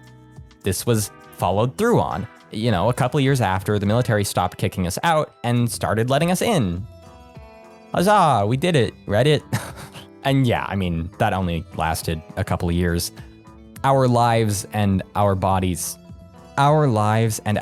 are now so deeply politicized. Okay, yeah, that only lasted a couple of years. Our lives and our bodies are now so deeply politicized that transgender people not serving in the military is no longer this long-standing misguided norm, but instead a chief terrain of legal struggle on the part of the current administration. Now, I don't like the US military. I see them as an imperialist organization that exists to further the United States' global hegemony. But because some ideas about military service are so prevalent in our culture, we'll get to that, I think it's valuable to talk about why certain people get excluded and how deliberate exclusion of this kind signifies a larger threat. An off-cited reason for the military preclusion of trans people is cost. The idea is that transgender people have different medical needs than cis people, which is often, not always, true, and therefore, having us around would be a drain on resources. This was the reason cited in a 2017 memorandum from the first Trump admin. In practice, though, the numbers there don't really bear out. The average added cost of a transgender service member is about $650 annually.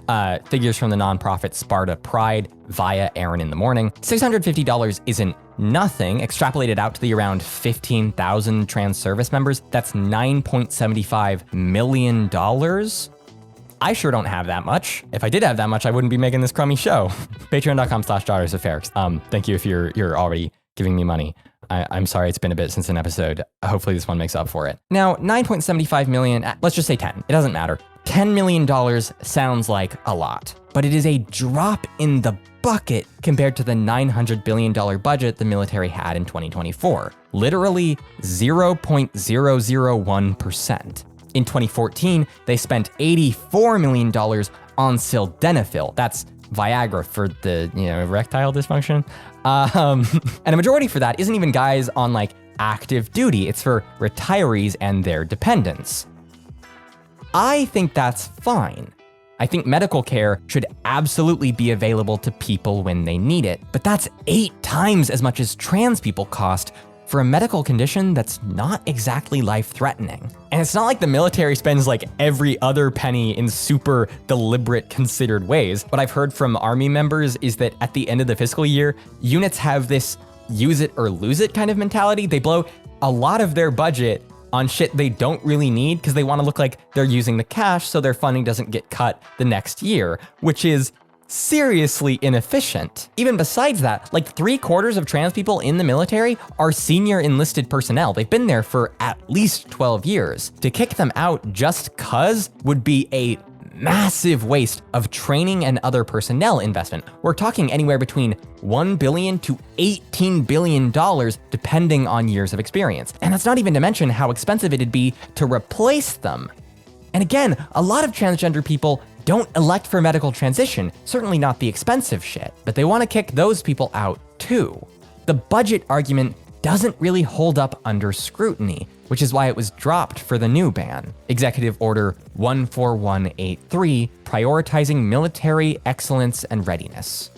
Expressing a false gender identity divergent from an individual's sex cannot satisfy the rigorous standards necessary for military service. Beyond the hormonal and surgical medical interventions involved, adoption of a gender identity inconsistent with an individual's sex conflicts with a soldier's commitment to an honorable, truthful, and disciplined lifestyle, even in one's personal life. There's no evidence included, no data cited that supports this claim.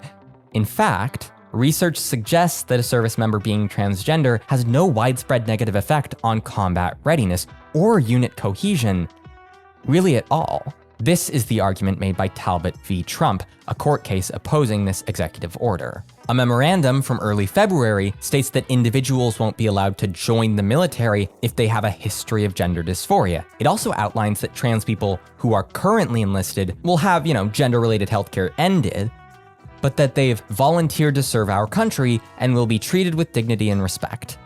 Which isn't true. A document clarifying this memo, as well as further materials, profess the opposite. Will service members currently serving with a diagnosis of gender dysphoria be allowed to continue to serve? No. Service members who have a current diagnosis or history of or exhibit symptoms consistent with gender dysphoria, and any service members who have a history of cross-sex hormone therapy or sex reassignment or genital reconstruction surgery as treatment for gender dysphoria in pursuit of a sex transition will be processed for administrative separation. Currently, these policies are blocked by preliminary injunction. We'll see if that holds. If you're interested in hearing more about this issue, the current state of trans people in the military, I know Garrison Davis over on It Could Happen Here is working on a report about the issue. I'll link it in the description when that releases. I expect it to be significantly more informative and, probably more precise than what I've touched on here. I do my best to keep up with things, but I just spent like 3 months writing about Kaminoans. I'm not like a journalist. But frankly, I'm bringing this up because it's damn interesting that the memos cite like medical shit, gender dysphoria. Policy cites clinical reasons why trans people aren't suitable for the military. Yeah, if you're gonna ask some like talking head, they're probably gonna say the transgendered shouldn't be in our military because they're mentally ill, which is the basis of a lot of transphobia. It's that and the opinion that trans people are weird and gross, which is an opinion you're allowed to have, but it's a pretty childish thing to base your politics on. Grow up. But none of that is what the executive order said, right? Beyond the hormonal and surgical medical interventions involved, transness conflicts with a soldier's commitment to an honorable, truthful, and disciplined lifestyle. To be trans is supposedly deceitful and undisciplined. Pete Hegseth, current Secretary of Defense and guy who's definitely clean on OPSEC, is the dude behind those military memos. And he published a book last year ahead of his Department of Defense nomination. Actually, he's published a lot of books because he's a fucking TV host, not a politician, but whatever. But the book I'm interested in is The War on Warriors, Behind the Betrayal of the Men Who Keep Us Free. mid-title, but I didn't buy it. I got it from the library. It's always kind of fun when pundits and politicians publish books. It's good to sneak a look into their creepy little minds once in a while. The book is not very good. I'm not actually going to talk about it very much here. It's pretty much just a bog standard overview of what Hegseth thinks is wrong with the military. Basically, the left got their way and the military went woke, and he rails against like cowardly leaders and Marxist military education and the real racists. One chapter is titled Men Need Purpose, Not Inclusion. Chapter 4 is entirely justifications for why trans people are unilaterally unfit for military service, the cost, difficulties surrounding supposed medical needs, etc., etc. But it's one line in chapter 5 where he discusses his thoughts on women in the military that I can't quite get past. The problem is that a more empathetic and effeminate military isn't a more efficient one.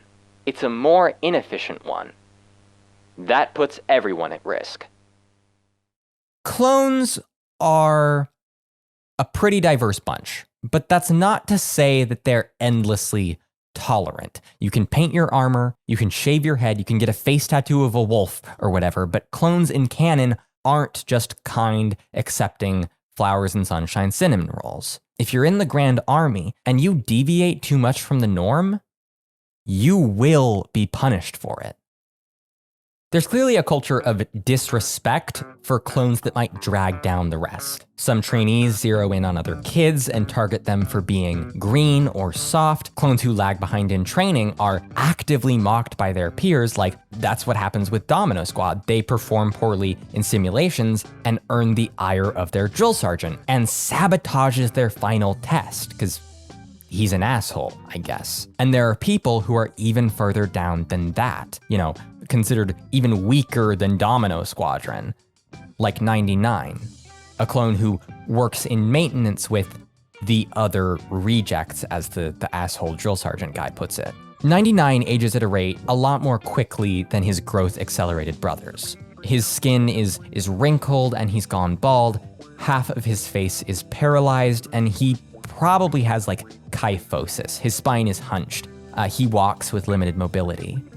Because of his deficiencies, he's fully discarded by the system, and by some individuals too. He's looked down on by staff and other clones, like that one guy, Heavy, who when he was a cadet, calls 99 Shorty, pats him on the head, very condescendingly, and scorns him for being a failure. You can't do this to your squad. My squad? We're nothing but a bad batch. Failures. Like you. But 99 isn't a failure. As pointed out in the show, he was never given a shot. He never got to test. He never got a unit to train with. He's boundlessly empathetic and clearly views himself as something of a caretaker of clones who fall through the cracks. But it doesn't matter. He is automatically not valuable.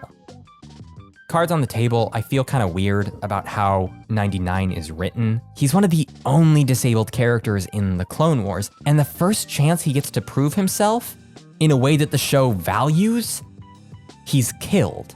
He basically dies because he tries too hard. Before he's shot to death, he tries this like risky move and remarks that he was created for it, bred for battle, and then he fucking dies. Like he wasn't good enough for what he was created for.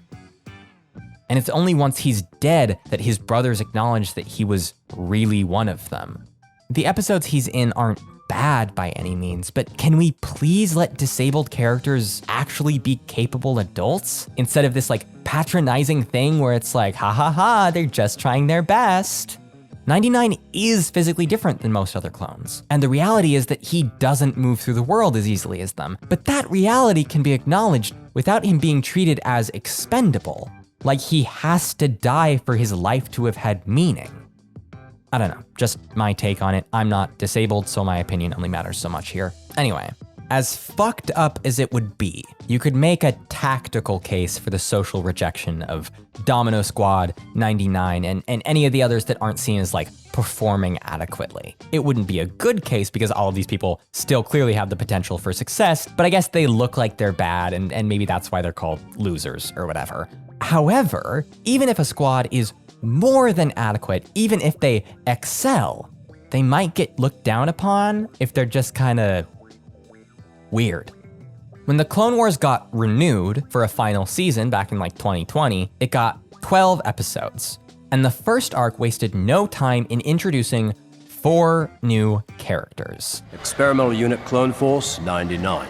The defective clones with desirable mutations. Clone Force 99, named after Clone 99, nicknamed the Bad Batch. They're basically Star Wars the A-Team, also kind of Team Fortress 2-y. They're a crack team of dudes who all have different specialities. Hunter, Tech, Crosshair, Wrecker, you can imagine what they're good at from their names. You know, it's a kid's show. Specifically, they're an experimental unit because their skills are literally the result of genetic variation. They're enhanced clones, individuals with distinct mutations that are valuable on the battlefield. This makes them unique, significantly different from other clones. Hunter and Tech have naturally brown hair, Wrecker is taller and heavier, Crosshair is a bit more slight, Tech is autistic. Arguably they have different skin colors in a way that's not great. And being a special forces squad, the Bad Batch have their own way of doing things. They have well-practiced battle plans and idiosyncrasies that make them unlike any other unit in the Grand Army. But this difference makes them pariahs. The Bad Batch does not get along with other clones. Their brothers see them as defective, despite their mutations being, you know, kind of deliberate. And to be a little fair, the hostility does go both ways. What are you looking at? We don't usually work with regs. Regs? He's talking about regular clones. I can't emphasize enough just how much the other clones don't like the Bad Batch. While there are a few that they get along with, most interactions with regular clones on screen are an excuse to highlight this. Like on Kamino, they are treated with open hostility in the hallways. They're called names. They sit alone at cafeteria tables. No one has ever wanted to join them during meal times. And sometimes they get into out and out fights. And they sleep alone in their own room. Maybe this is the case for all Special Forces clones, but I like to think that they had to be split from the rest because they couldn't get along. Either way, they're very much separate. Regular clones see their eccentricities as a shortcoming, their unconventional tactics as a liability. But regardless, the Bad Batch is something really special. When Echo, you know, one of the Domino Squad guys, gets tortured and experimented on as a separatist prisoner of war for like a year, he's saved during a part of a mission helmed by Clone Force 99. But after experiencing so much trauma after his body was permanently altered, Echo doesn't feel like he can go back to normal life as a clone. And so he joins them. The Bad Batch becomes like a small refuge in a sea of socially enforced conformity. And it's not just Echo. In 2021, the Clone Wars got a sequel series, well, you know, another sequel series, beginning right at the war's end. Its title subjects are the Bad Batch, who are called back to Kamino after the Separatist defeat. And it's there, in the bright Kaminoan hallway, that they meet a young Jango clone. Not a cadet in combat training, not like they once were, but a kid working under Kaminoan Chief Medical Scientist Nala Se, a young girl named Omega. My name's Omega. I was wondering when you guys would come back. Omega is bright and inquisitive. She's a fast learner and incredibly empathetic to people from other walks of life. If I'm being straight with you, I really like Omega. She's an important character to me. Omega is different because she's not raised in military education. She's clearly something of an outsider. The one time we see her using a trooper common area, she's mocked as being a lab rat. And Omega sees herself as a Bad Batcher. She knows for a fact that she's not the same as the regular clones on Kamino, and she identifies with Clone Force 99 as soon as she meets them. Omega is a girl. She's one of the only female Jango clones that we ever see. But this fact, I think quite tastefully, is never actually reckoned with in the show. There's no twist scene where the characters learn the origin of Omega's gender. No stopping to ask, wait, why is she this way? It's just part of her. Like the rest of the batch, she is different from the regs. And that's explained in the show. She was created in a private Kaminoan lab as a pure genetic copy of Jango Fett. No alterations for obedience or inhibition, no accelerated aging. She's one of 2 such copies made, the other one numbered Alpha, given to Jango Fett and raised as a son, Boba.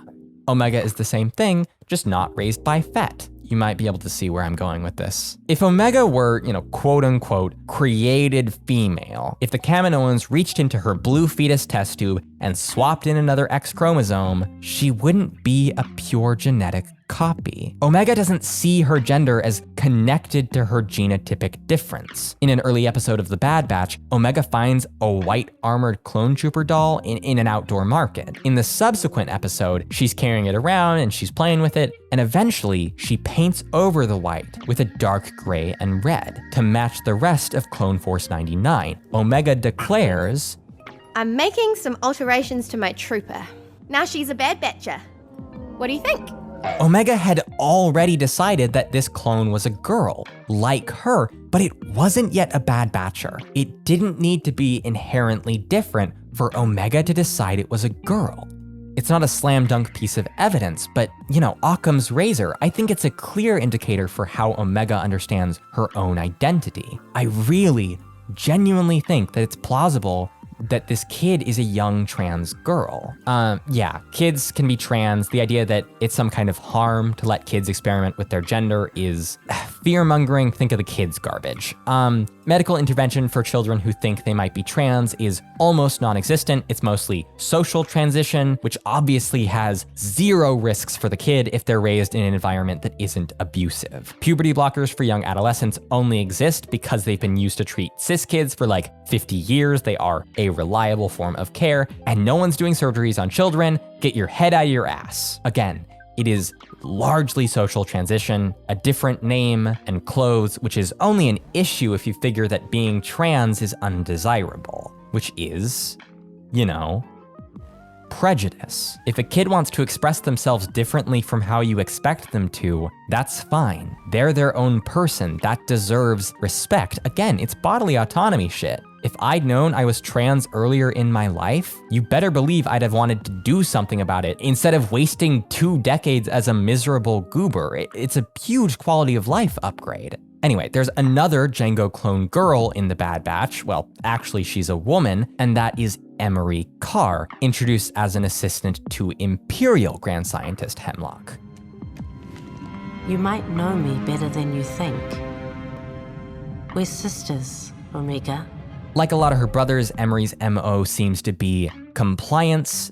She's recruited into the Imperial Advanced Science Division at an unspecified age and does her job. This eventually changes. She's like a character and stuff, but we don't really know why she's there, where she comes from, so the fact that she exists is enough. We have 3 examples of clones who become women: Sister, Omega, and Emery. And I just don't think we can ignore the fact that 2 of those 3 exist outside of the military structure. Omega and Emery both have backgrounds in medical science. They're not really a part of the wider system of like masculine camaraderie. They're not exactly living it up, they're still clones, they still exist for purpose. They don't get to make choices about their lives. But there also isn't that external conformist pressure in the same way.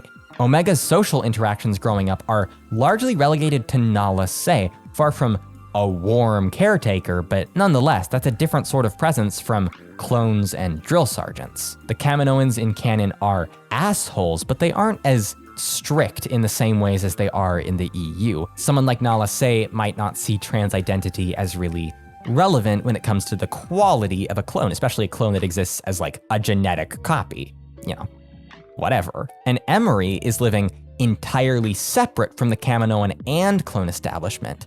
Is it a coincidence? Or does living apart from the Grand Army really change things? Sometimes when I'm writing these episodes, I end up looking all over to learn more about a topic. I have a question that I want to address, and maybe what I need is in an article or an interesting study or a YouTube video by someone who's way better at this than me. And sometimes I strike gold. Listener, I want to introduce you to a brand new favorite theorist of mine, political scientist Cynthia Enloe. I don't know, maybe you already know her work, but I'm the one talking, so I'm gonna introduce her. Specifically, right now, I want to present her idea of militarization. Militarization describes a process by which something becomes more and more dependent on militaristic ideals for its well-being. An increasingly militarized subject comes to believe that military needs and militaristic presumptions are not only valuable, but normal.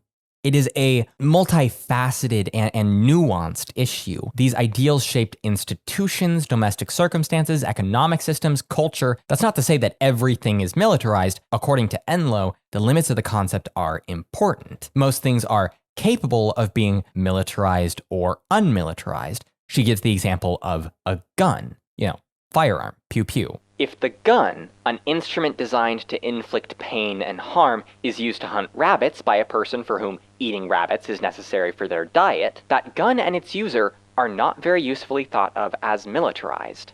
But if this gun begins to be seen by its owner as an instrument to ensure the security of the society against diffusely imagined enemies, or as a symbol of citizenship dependent on the superior control of violence, then that gun and its owner are cruising down the ramp onto the militarization highway. Militarization highway. God, I love this woman. Anyway, yeah, that's what it looks like. That's the vibe. Militarization isn't just about soldiers and militaries themselves. It's a set of ideas, predominantly ideas held by civilians, and the process by which they come to be accepted. What are these ideas? Well, let's talk about 5. First off is the idea that the world is a dangerous place. This is a very common way to see it. It's a viewpoint that's so normalized in our society that it sounds almost absurd to disagree with. Someone could say that the world, certainly contains dangers, but this is different from being dangerous. The world has danger, but it also has cooperation. It also has creativity. It also has apathy. Enloe describes this first idea, the dangerous world, as a seedbed for militarization. There are many people who believe it that are not necessarily militarized, and even some who might not be incorrect if you're living in a war zone, for example. But nonetheless, the world is a dangerous place is a bedrock on which further militarization can easily be placed. The next, number 2, is that human nature is selfish. This one is a lot like the previous idea. It's been normalized as common sense and is baked into a lot of the systems and institutions around which we live our lives. The American Constitution, for example, is written with this idea in mind, a whole governmental structure around the idea that people are and will be selfish if you let them. We could say that humans exhibit selfishness among many other behaviors, but instead, people hold to the selfishness idea. It can seem unreasonable to believe anything else. And now we have 2 ideas, and just by believing these 2 things, a person is already on the way to their own militarization, without so much as waving a flag. Remember, we're talking about ideas here, beliefs, not values, not what you think is good or bad, but the elemental things on which values are constructed. The 4th idea is a bit more specific. It's that a state, a government, a country, whatever, is not a real state unless it has a military. There are several states that don't. Costa Rica and Grenada, Kiribati, Samoa, a few others. These are real sovereign states, but it's the vast minority. The belief that a proper country requires a state armed forces is much more common. 5th is the idea that to be a soldier is to be a true contributor to a country. Military service is real citizenship, and it gets characterized as service, when so few other types of citizenship are. I used to work as a bus driver, and one time I was still in uniform and I went to the grocery store and a man stopped me and said, "Thank you for your service." And my knee-jerk reaction was like, And then I realized, fuck it. You know what? I do serve people. I am a contributor. I don't do that job anymore. I'm just a layabout now. Anyway, this idea is a really easy one to rely on when you're advocating for the inclusion of marginalized people in the military. I could make the culturally easy claim that service in the military is the sphere of the most selfless and capable citizens in the country. That the soldier is the model, the genuine American, and that trans people deserve to prove themselves as like first-class citizens. Alternatively, I could say that because trans people have a higher rate of service than cis people, which is true, it's a sign of our unique moral character.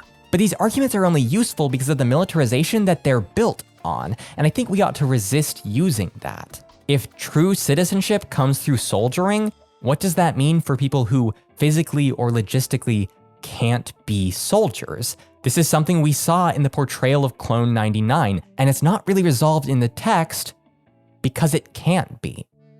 Okay, sorry for skipping one. I didn't mean to juke you out like that. Let's go back to idea number 3. I left it till the end because it's powerful and deeply relevant. It's that there are people who are natural protectors and people who are naturally the protected. Those natural protectors are men, and the naturally protected are women. This is, by definition, a patriarchal belief. The process of militarization depends on ideas like this about men, about women. What happens to something when you want to protect it? Well, you keep it at or close to home. The protected role is localized, it's domesticized. What do parents first do when their country turns into a war zone? Among a lot of other things, they pull their daughters out of school. They might well pull their sons out later when the violence picks up more, but girls are pulled first. This isn't simply about prejudice, not girls' educations matter less. It's an attempt at good parenting, trying to protect the kid you think is more vulnerable, the girl. A person who's protected is assumed to know less about the world. Naive is a feminized word, and this is because the protector needs to know a lot about the world in order to successfully protect someone. The protector role isn't localized, isn't domesticized, so the protector exists in wider circles, gathers more information, has direct access to political knowledge. If a person has political knowledge, you're gonna take them more seriously. You're gonna believe they're a more valuable or contributive participant in society, so it's no wonder that people in protector roles are gonna be seen as more legitimate citizens. Militarization creates a protector class, and this attaches itself to certain masculinities in order to do so. This attachment is reinforced in various ways. The concept of sexism is, it's necessary, but it's also really broad. But in her book, Whipping Girl, Julia Serrano describes the phenomenon of sexism as, shall we say, stemming from two core sexism beliefs, two seedlings that intermingle in curious ways. The first seedling is oppositional sexism, the idea that male and female are fixed.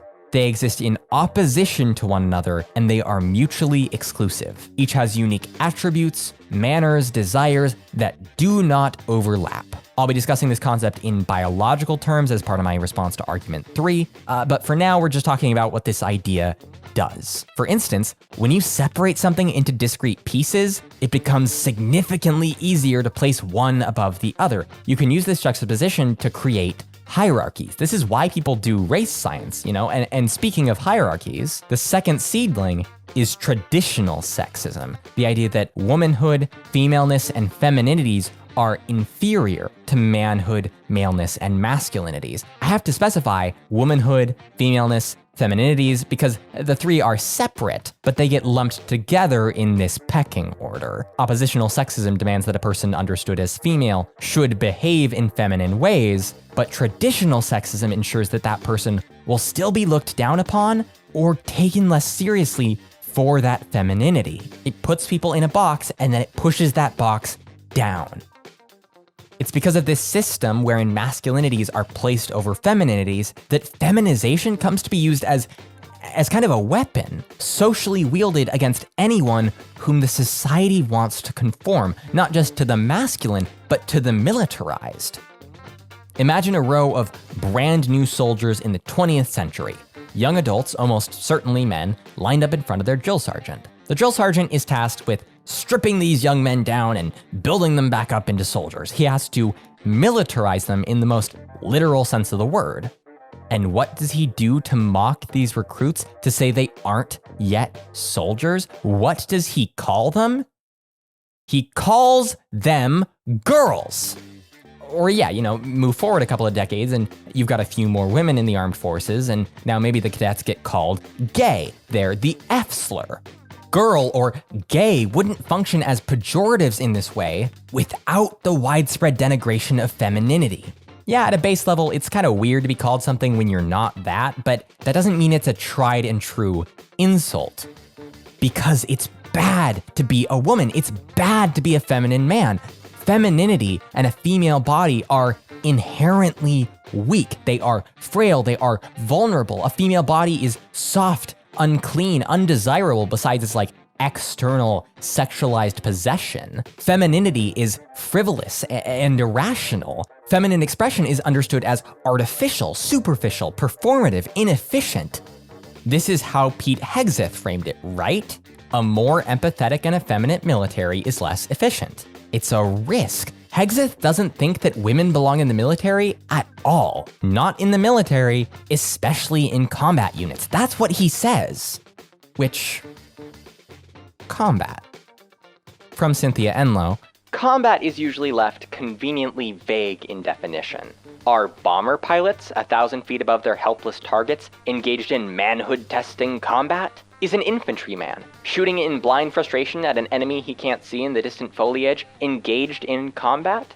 Are sailors, sitting in front of a computer control panel aboard a ship in a war zone, doing something that qualifies as combat? The myth of combat dies hard. In today's technological societies, there's still the widespread presumption that a man is unproven in his manhood until he's engaged in collective, violent, physical struggle against someone categorized as the enemy, i.e., combat. For men to experience combat is supposed to be the chance to assert their control, their capacity for domination, conquest, even to gain immortality. Or this, at least, is what men are taught to believe as young boys. In reality, the US military's body and fitness standards, equipment, and even weapons are often made in ways that disadvantage female bodies specifically, because they weren't designed with those bodies adequately in mind. When standards or equipment are altered to better suit more kinds of people, others cry that standards have been lowered, that ideology is coming before military capability. They insist that natural differences between men and women mean that a military with women present will be fundamentally less efficient, a national risk. Difference is deficiency, it's weakness. Militarization, the protector-protected roles, all of it depends on the separation and denigration of the feminine. To be a soldier is to be a man, is to be manly, is to be a protector, is to be a worthwhile citizen of the nation for which you enact and undergo violence. This isn't like a nice thing for men either. If the very identity of masculine people is tied to armed service, then they're forced to understand themselves in relation to war, to harm, to national power. The armed forces are a tool of the state by which to manifest its will. That shouldn't have to be you. And militarization doesn't bind itself to all masculinities, just ones which are conducive to it, especially ones defined by that protector-protected relationship. As a result, any other masculinities are belittled too. Are military roles that masculine? They actually require a lot of dependence on the state, total subservience. You're taking orders from a man? Kinda gay, bro. To connect these two otherwise unrelated things, manhood and the military, is to create a culture in which men are made to feel like military service is the way by which to make meaning in their life. It creates a world where men, cis men, are the vast majority of people killed in direct wartime violence. This isn't good for most of them, it's just good for the few in power. militarized and indeed more widely patriarchal societies aren't just the progeny of those few men that benefit from them. They wouldn't exist if there weren't women that find them agreeable too. A lot of women find security in certain constructions of manliness, and nationalism offers identities larger than domesticism, though it still reduces the women under its auspices to roles as symbols, not as genuine participants. So, you've got oppositional sexism, the idea that men and women are diametrically opposed, and traditional sexism, that femininity and its related types of being are inferior to masculinity. And what do you get when they converge? That, my friends, is going to be our good pal, transmisogyny, a type of sexism that specifically targets trans people, especially trans women.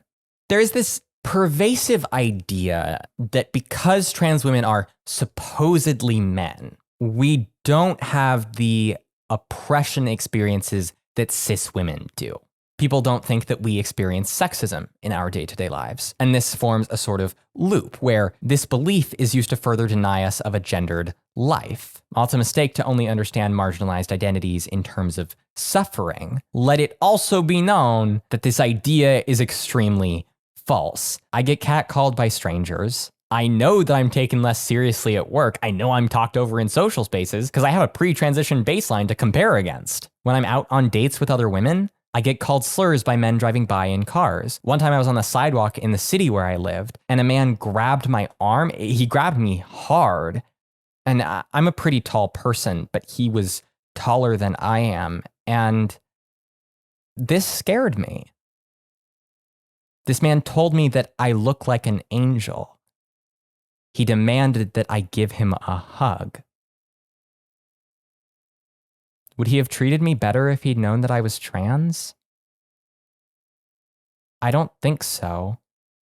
All trans people face stigma. We're getting targeted by laws and media outlets. Our current unemployment rates are approaching like Great Depression levels. But the way our society treats trans men is typically pretty different from the way it treats trans women. Not better or worse. We're not comparing or ranking suffering, just diagnosing. Trans men are the victims of condescension and erasure. They face the disparagement of traditional sexism when people understand them as women, and oppositional sexism in the form of transphobia when seen as men. But generally, these two don't get blended together in the same way. Trans women, on the other hand, become an object of morbid fascination, doubly marked for both being feminine and being trans. The historical pathologization of transness has tended to target or disproportionately diagnose trans women. Trans feminine people are aggressively sexualized. Trans characters in the media are historically trans femme sex workers. Trans women are included in just like an overwhelming amount of pornography in which directors and scripts portray us as hypersexual. And that sexualization goes down to the supposed roots of our identities. Either you're a fetishist who gets off on wearing earrings, or you're a sexual deceiver, a trap, tricking people into being attracted to you. From Julia Serrano. Expressions of transmisogyny do not merely focus on trans women's female gender identities, but more often than not, they specifically target her feminine gender expression. Transmisogyny is driven by the fact that in our culture, feminine appearances are more blatantly and routinely judged by society than masculine ones. It is also driven by the fact that connotations such as artificial, contrived, and frivolous are practically built into our cultural understanding of femininity. These same connotations allow masculinity to invariably come off as natural, sincere, and practical in comparison.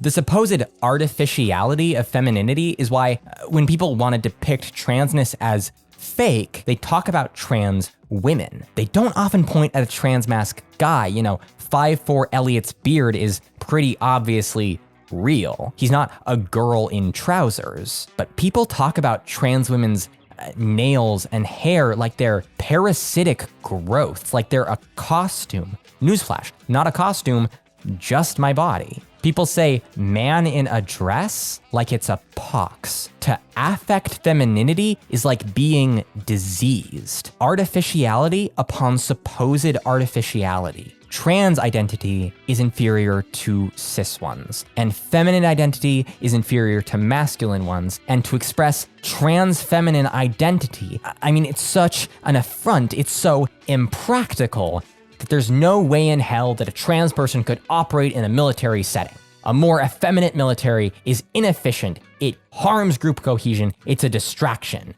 Trans women are frivolous and deceitful. They lack the moral character necessary for honor, for discipline, and it doesn't matter what the numbers say. It doesn't matter that a lot of them are trans men. It doesn't matter that we've already been doing it just fine for most of the last decade. We are a threat to national security, and we must be removed. Under the Republic, the boundaries for clone expression are murky. What rules there are seem vaguely defined and little enforced, as long as they do their job. What pushback atypical clones do see is social, it's cultural, but all of that changes under the Empire. One of the key narrative devices of the prequels is Order 66. The Jedi get genocided all at once, clearing the playing field for Luke to be the main one in like 20 years. And the mechanism by which they do this is the clones. Palpatine rings them up and tells them to, start blasting. The explanation for how this is possible is another key difference between pre and post the Clone Wars understanding. In the old EU, the clones are just like that. They're obedient under the Jedi as their commanding officers, but as soon as they get their directive from further up the chain, no genetic coding was used to implant obedience to this order. The efficiency with which this order was carried out was due to a genetic predisposition to be highly disciplined, and so to follow orders, that was developed and reinforced by rigorous training. But again, the Clone Wars wanted to be a little less cold about it, I guess. All clones are people now, and an army so diverse wouldn't unilaterally open fire on their leaders and friends. So, the new idea is that Kaminoans into all clone troopers installed inhibitor chips, a mass of cells stuck in the brain that modify the behavior of any clone when triggered. It works to shut down more independent function from soldiers, forcing them to obey orders, even if they wouldn't otherwise. For a safe and secure society! Under the Empire, clones return to near perfect uniformity. Hair is black and cut standard, armor is white or colored for rank, no exceptions. Nicknames still exist, but they're not used by leadership. The Bad Batch and any clone whose chips don't control them sufficiently are made fugitives by a state that wants to hunt them down. To the new Imperial Order, the clones aren't people, they're soldiers. That's what they're made for, and it's all they're allowed to be. When a society is militarized, either nominally at peace, but especially at war, the boundaries of acceptability shrink. A nation is framed as an us. It puts a premium on belonging, and this is only intensified by the militarization process. What it means to fit in is constricted more and more in order to ask if you're a patriot, if you're loyal, if you're actually the enemy. This isn't necessarily the best way to do it. As Caitlin Talmadge outlines in her book, The Dictator's Army, if an authoritarian regime is at risk of a coup, of losing power, then they're not necessarily gonna make the most tactically sound decisions in favor of attempting to coup-proof themselves. The most effective soldiers and leaders are the ones who perform well, merit. To a point, it doesn't really matter a person's political views or their ethnic background or their identity. If they're good at their job, they're good at their job. But you might well see a ruling dictator specifically choosing to value political loyalty and its related identity groups over battlefield performance, because they don't want a bayonet shoved up their ass by rebel fighters in Sirta. The sort of military built to fight against other states in conventional wars is not necessarily well suited to the internal tasks of most concern to many governments: state building, quashing mass protests, or fighting domestic insurgencies. Most important, such a military is an active liability for regimes vulnerable to military coups. Is it any wonder why the clone troopers are widely discarded as soon as the Empire's goals change. Under militarization, the parameters of gender identity get shrunk too. Acceptable masculinity is shrunk into strength, into courage, into leadership, and especially into the ability to willingly die. Acceptable femininity is shrunk into silent caretaker positions, into sexual service and victimhood, into that protected role and a sheer lack of political power. And it becomes extremely difficult to fall outside of those gendered lines. Whether you're trying to traverse or transcend them, it becomes dangerous. Some people flee, others try to fit in, and still others die. In The Rise and Fall of the Galactic Empire, it's stated plainly that the Empire privileges the men in its ranks. For the most important, and therefore presumably the best, sentient being in the galaxy to be a male human suggested that there was an underlying aspect within all male humans that made them superior. So, what does this all mean? Omega and Emery exist on the edges of this militarized system, but is it even possible to be a trooper in the heart of the military and adopt a feminine gender role?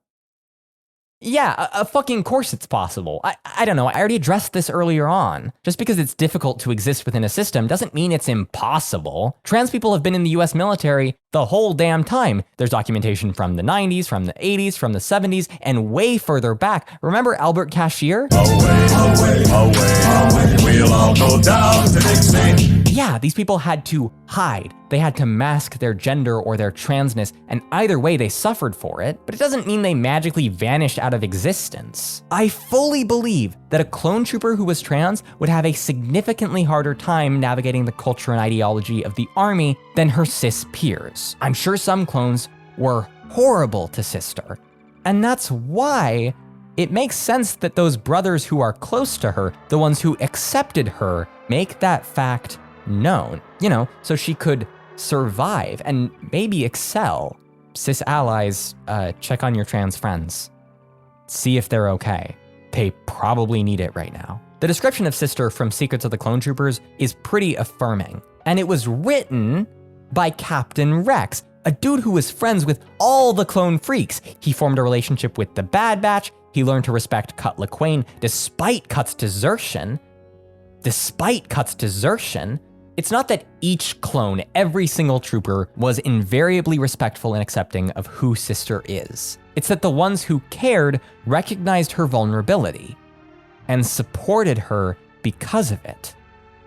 Cynthia Enlow says that the way to demilitarize is to look at all the disparate ways you take for granted militarize ideas and values, even though that process can be embarrassing, even though it's uncomfortable. And then you take steps to remove those ideas from how you live your life and how the institutions you're in operate.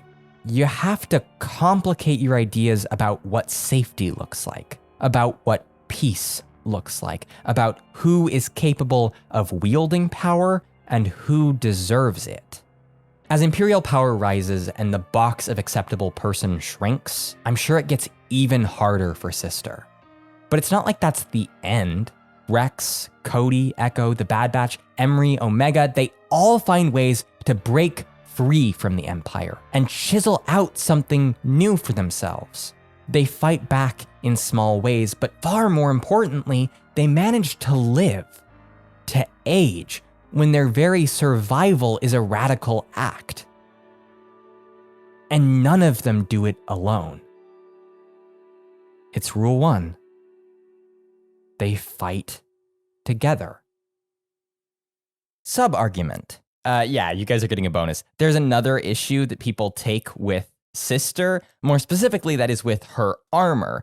So it's white, like the normal clone trooper armors, but it has stripes of pink and blue. Some people don't like this because Sister is meant to be a member of the 7th Sky Corps. This is the big chunk of the Republic Army that is commanded by Obi-Wan as general and Cody as marshal commander. And the 7th Sky Corps wears orange. They wear orange. They got the white armor and the orange stripe, except for Sister, I guess.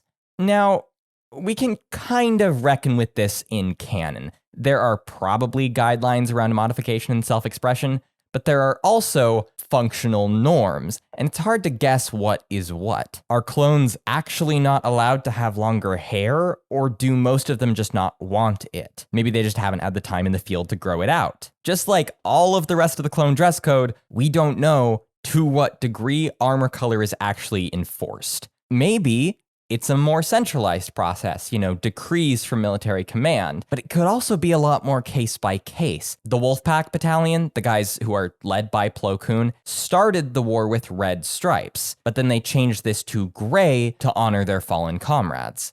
The 332nd Company all changed their helmets from the typical 501st coloring to dark orange with a white design to honor their chosen leader, Ahsoka Tano. It's possible that what flies for clone trooper armor is mostly determined by what their commanding officers allow. Whether or not they're actual rules, a guy like Rex can have funky, unique armor because his general is Anakin Skywalker. Anakin probably doesn't give a shit about what Rex's kit looks like, as long as he's wearing it and doing a good job as captain. Maybe the blue and pink is an individual aesthetic thing, Maybe Sister's brothers cover for her taste. Or maybe her fellow clones give her those colors, like they gave her a name. Maybe it's they want to be aggressively supportive. They want to make it clear which one of them is Sister on the battlefield, so that they can properly gender her during battles.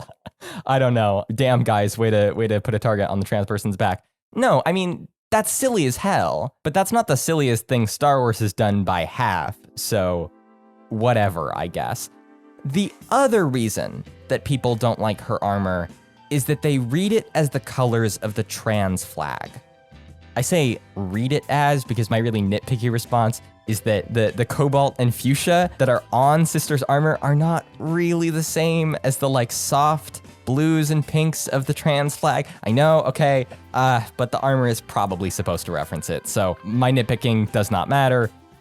It's the trans flag, good enough. The idea that I've heard a bunch is that is too on the nose for Star Wars to have this trans character, the first one in canon, wearing the colors of the real world trans flag. It's too literal, it's tacky, they don't have the trans flag in the setting, it's not escapist enough, and on some level, I totally get this one. We all have a barometer for how much real world stuff is too much in Star Wars. It's a vibes thing. Sometimes Star Wars crosses that line for you, and I get that. But I also have to mention that Star Wars copying historical political iconography almost one for one is nothing new. There are things like the cover of Star Wars Tales 22, on which there's a clear recreation of the World War II photo raising the flag on Iwo Jima, but they're like clones instead. You get it, guys? Or the Declaration of Rebellion, which is an in-universe document from the Rebel Alliance that directly replicates the structure and even verbiage of the American Declaration of Independence, even up to this old TTRPG image that looks, it's staged like the fucking painting. There's the one version of the Imperial Cog that's sometimes in games or in comics where you have the black and white cog on a red background, which is clearly mimicking Nazi swastika flags. And the book Propaganda, which I've mentioned approximately 200 times on this show, includes poster after poster based or outright tracing real-world political illustrations. There's this World War II art that is turned into Poe Dameron, this campaign promo for Leia that's doing the Obama Hope poster. There's an Imperial thing saying, if you see something, say something, and a poster of Alderaan captioned, Never Forget, which are both slogans used for 9/11. Admittedly, the more contemporary Star Wars gets with its references, the less it indulges in outright imitation. Because, yeah, I don't know, that feels weird. There's a reason it's Newt Gunray and not Newt Reagan. Most of the direct plagiarism is World War II stuff for this reason, because it's a conflict that's far enough in the past to feel apolitical. But referencing imagery like this is political. It is on the nose, and I mean, yeah, it is comically literal for a fantasy sci-fi series. I said before that everyone has their own personal line for what real-world things in Star Wars are too far, but if somehow the only thing that's truly over the line for you is when it portrays trans people and our iconography, I ask you to consider what biases might lead to that. The trans flag is more than a quarter of a century old. It was used before the Phantom Menace released. It predates any version of the clone troopers. The idea that non-cis, non-straight expression sticks out is artificial or especially modern, while the alternative is natural and normal, is central to a lot of anti-queer sentiment. And even a lot of queer people internalize those feelings, including myself. But it's not true. It's just a different type of relationship, a different type of gendered identity. It's very common to think that two men kissing is somehow more sexual, less appropriate than a man and a woman kissing. And this gut reaction is nothing more than the direct product of gay marginalization. If having queer people in your media no longer makes it escapism for you, then I question what exactly it is that you want to escape. Okay, there's the Armour thing. Y'all don't get to comment about it. Now let's take a deep breath and go on to the last one. Say you're a type of person, and there are a lot of this same type of person, so that together you form an identity group. And your group says to the rest of the world, we deserve respect. We deserve rights. There are also people who aren't part of your group. They don't share your identity, and they don't like you. So they see your people and they say, you don't deserve respect. You don't deserve rights. In a just society, or even one with passing respect for self-determination, these viewpoints are not equal. If you say, I should exist, and someone else says, you should not exist, those two opinions are not equivalent in value because you are the authority on your own experience and life. But those people still don't like you. They still don't want you around. So what they can do to level the playing field is dehumanize you. This manifests across two types of rhetoric. There's moral panic. They can make the case that the type of person that you are is harmful, that you pose a threat to the vulnerable, or that your people are a menace to the social order. You are a threat, and therefore you ought to have your rights curtailed. Then there's erasure.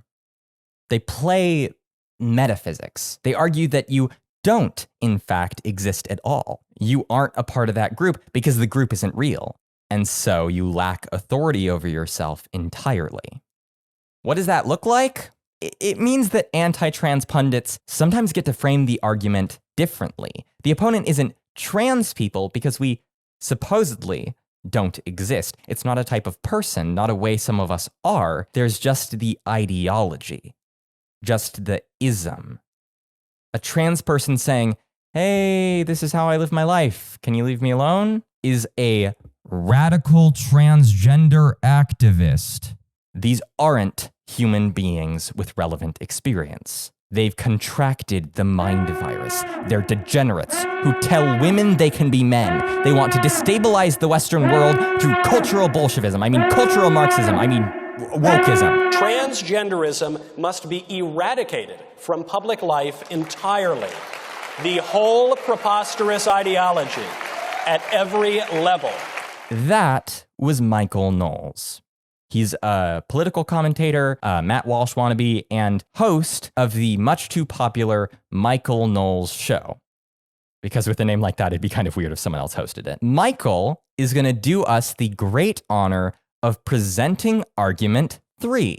The clone trooper in the lore all descend from one person. It's clones of this guy Jango Fett. This is important to transing a character because they're all genetically exactly the same, all of these clone troopers. By transing a clone, Star Wars, wittingly or unwittingly, is admitting that transgenderism is not biological. It's a product of environment and a defect of the will, but it's not biological. If Star Wars had transed any other character in the entire universe, they would have been preserving pretty much all of the transgender ideology. Star Wars is asserting that transgenderism is not biological, is not natural, is not innate, that transgenderism is a social fad and a social phenomenon brought about by environmental factors and the individual will. You can hear the way he subs in transgenderism for trans people ourselves. Interesting. Makes you wonder what he meant in that other clip. Hi. Hello. Hi, sweetie bug. The cat is coming to join us. This argument is actually the reason I wanted to talk about this in the first place. It is the most interesting thing by far about this topic because, like YouTube opinion havers before him, Michael has revealed to me that he doesn't know what he's talking about. He doesn't understand trans people. Shocker. Yeah, I know. The man who's built a lucrative career on appeals to conservative transphobia has a material incentive not to understand us? Crazy. Who could have seen that coming? Summarizing, here is argument 3. Clone troopers are genetically identical, born exactly the same as Jango Fett. For Star Wars to depict one of them as trans is actually transphobic, because it suggests that trans identity is not biological and not inherent. You can smell it. You can smell the lack of nuance. Do you remember Clone Commander Gree? The guy with the weird hair and the mohawks and that I talked about earlier? I didn't mention this back in argument 2, but Gree's hair isn't just cut weird, it's also red. Commander Gree is a ginger. And he's not the only one with color variation. Wolfpack Sergeant Sinker has gray hair. This guy Cries has like a shaggy yellow hair to kind of match his armor. Fucking Rex is blonde. Important question, why is Rex blonde? What are you doing? You like those dice? Sweetie, kitten, stop. Thank you.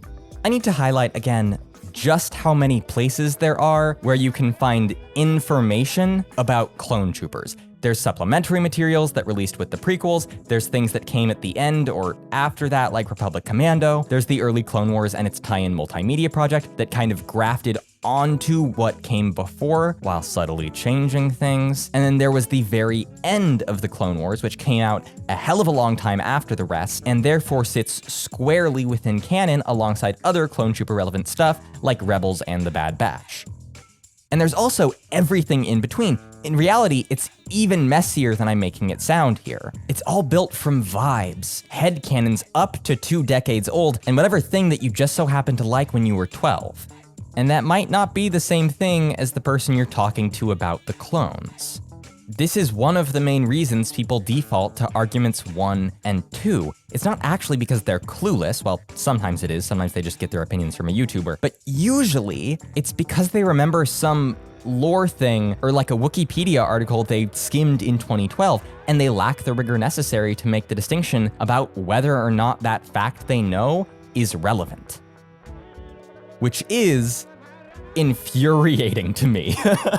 I am someone who, like, on principle, insists on the rigor. I think talking to people who don't can be a little bit exhausting. But the fact is Star Wars is deeply unserious. You don't have to know anything about this. You can just enjoy some movies if you want to. By getting this far into this episode, you already understand more about this nonsense than any living being ever should. Get out while you still can. Please finish the episode. I would really appreciate it. But if you're gonna tell other people that they're wrong, if you're gonna cite lore, you better be prepared to bring receipts.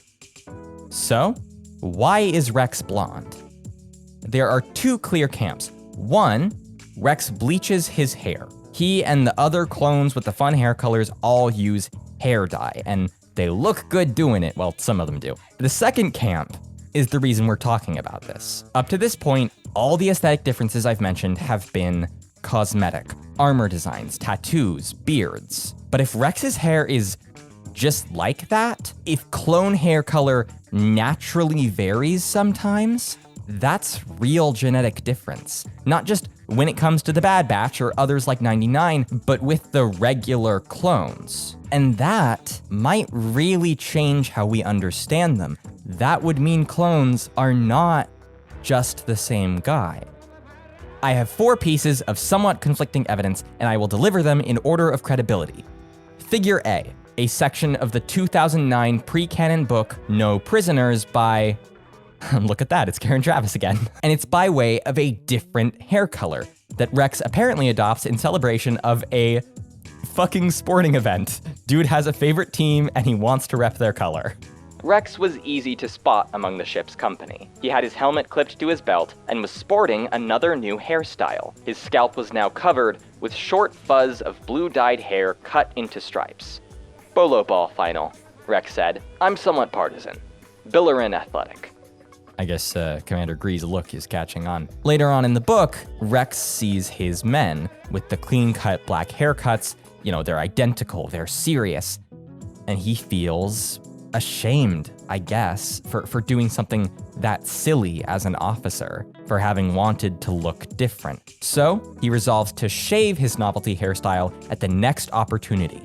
Because crucially, when the book describes Rex's hair before he made it blue, it's as shaven to a fine polish.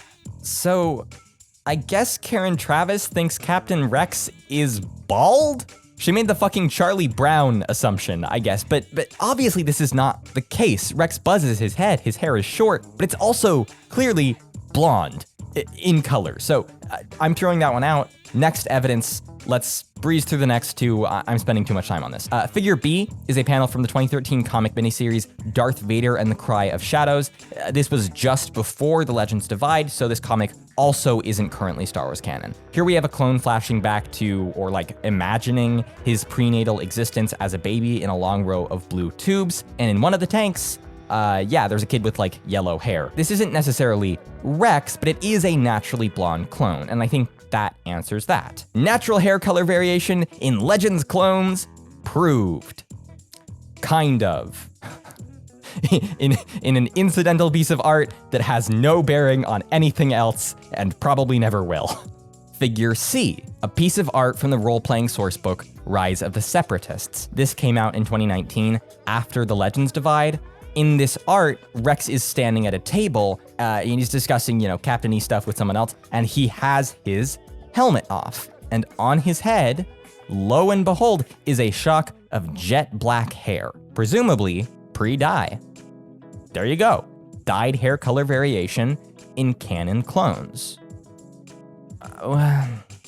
Sort of. God, this is a mess. So, the modern Star Wars role-playing books aren't strictly canon. Like, they kind of are, and sometimes include stuff that's canon specific, like there was a The Force Awakens kit one time, but the current game was initially released pre-canon, and no one behind the scenes has really, said in a while, and these aren't stories per se, but Wikipedia has their own way of processing the TTRPG stuff. Sometimes they split information based on whether or not a thing has been previously mentioned in canon. Do you get how complicated this stuff is? The tabletop book's canonicity is hella ambiguous. My personal policy is to treat them as canon when it's interesting and relevant. That's what I did back in the Jedi Acolyte episode, but I gotta call it out here because, we're showing receipts. Figure D is the oldest. I think this is from 2008. At this point, I don't care to check. It is a promo featurette for the Clone Wars posted to an official website, and it has Dave Filoni, the then supervising director, just kind of talking about some clones. When they take their helmet off, we want them to be unique characters. That sounds like a lot, even for a Jedi. George said, I want you to give these guys tattoos. I want them to dye their hair. Rex, he's got his bleached blonde, really cut close hair, and some other guys got interesting scars. Now, I have to mention that just because dudes like George Lucas and Dave Filoni are important to the media doesn't mean that their word should be taken as law. Post hoc interview explanations shouldn't be allowed to supersede text. No, George Lucas, there are obviously types of non-droid discrimination in Star Wars. It's on the fucking screen. Will somebody get this big walking carpet out of my way? That being said, Lucas had whatever idea, and Filoni said Rex's hair is dyed, and Filoni still tends to be the guy kind of attached to clone projects these days, so I think it's okay to defer to that. It is a little bit silly. Rex has a buzz cut. His hair is super short. Are you telling me this man goes to the corner store and buys bleach and toner and redoes his roots every 2 weeks during a war? But at the same time, I think that's kind of lovely. Rex likes being blonde. It's an important part of his self-image. Natural hair color be damned. He's just like me for real, wow. And so, without a shadow of a doubt, okay, lots of shadows, many doubts, we can say clone troopers all have the same natural hair color. Probably. Maybe in canon, whatever. Clones are all genetically identical, they're all the same guy, and there's no evidence to the contrary. Just kidding. I can, in fact, effortlessly prove that clone troopers are not all genetically identical. All I have to do is take a page out of the book of the Kaminoan race scientists and look at the eyes. The iris color of most clone troopers is the same as Jango Fett's brown. But not all of them. This drunk corporal from the season 6 episode Orders has blue eyes, and so do 2 clones from Tango Company in the episode Brain Invaders. These are just the most notable examples. Some other clone eyes kind of look yellowish or more hazel at times, but that could be a difference of lighting, so I'm not gonna count those. Either way, some clones have naturally different irises than the standard Jango brown. Eye color is polygenic. It's determined by a whole host of genetic factors. So whatever it is, there is divergence from the original template. Now, the Clone Wars does provide an explanation for why some clones could be genetically different than others. Basically, Jango Fett got his head lopped off in Attack of the Clones, and now their donor is dead. The Kaminoan cloners can't get new DNA samples after that point. These samples, I guess, degrade over time, and cloners in the series describe stretching these remaining samples, whatever that means, to continue clone production as long as possible. The cloners are concerned that this will lead to decreasing quality of output over time.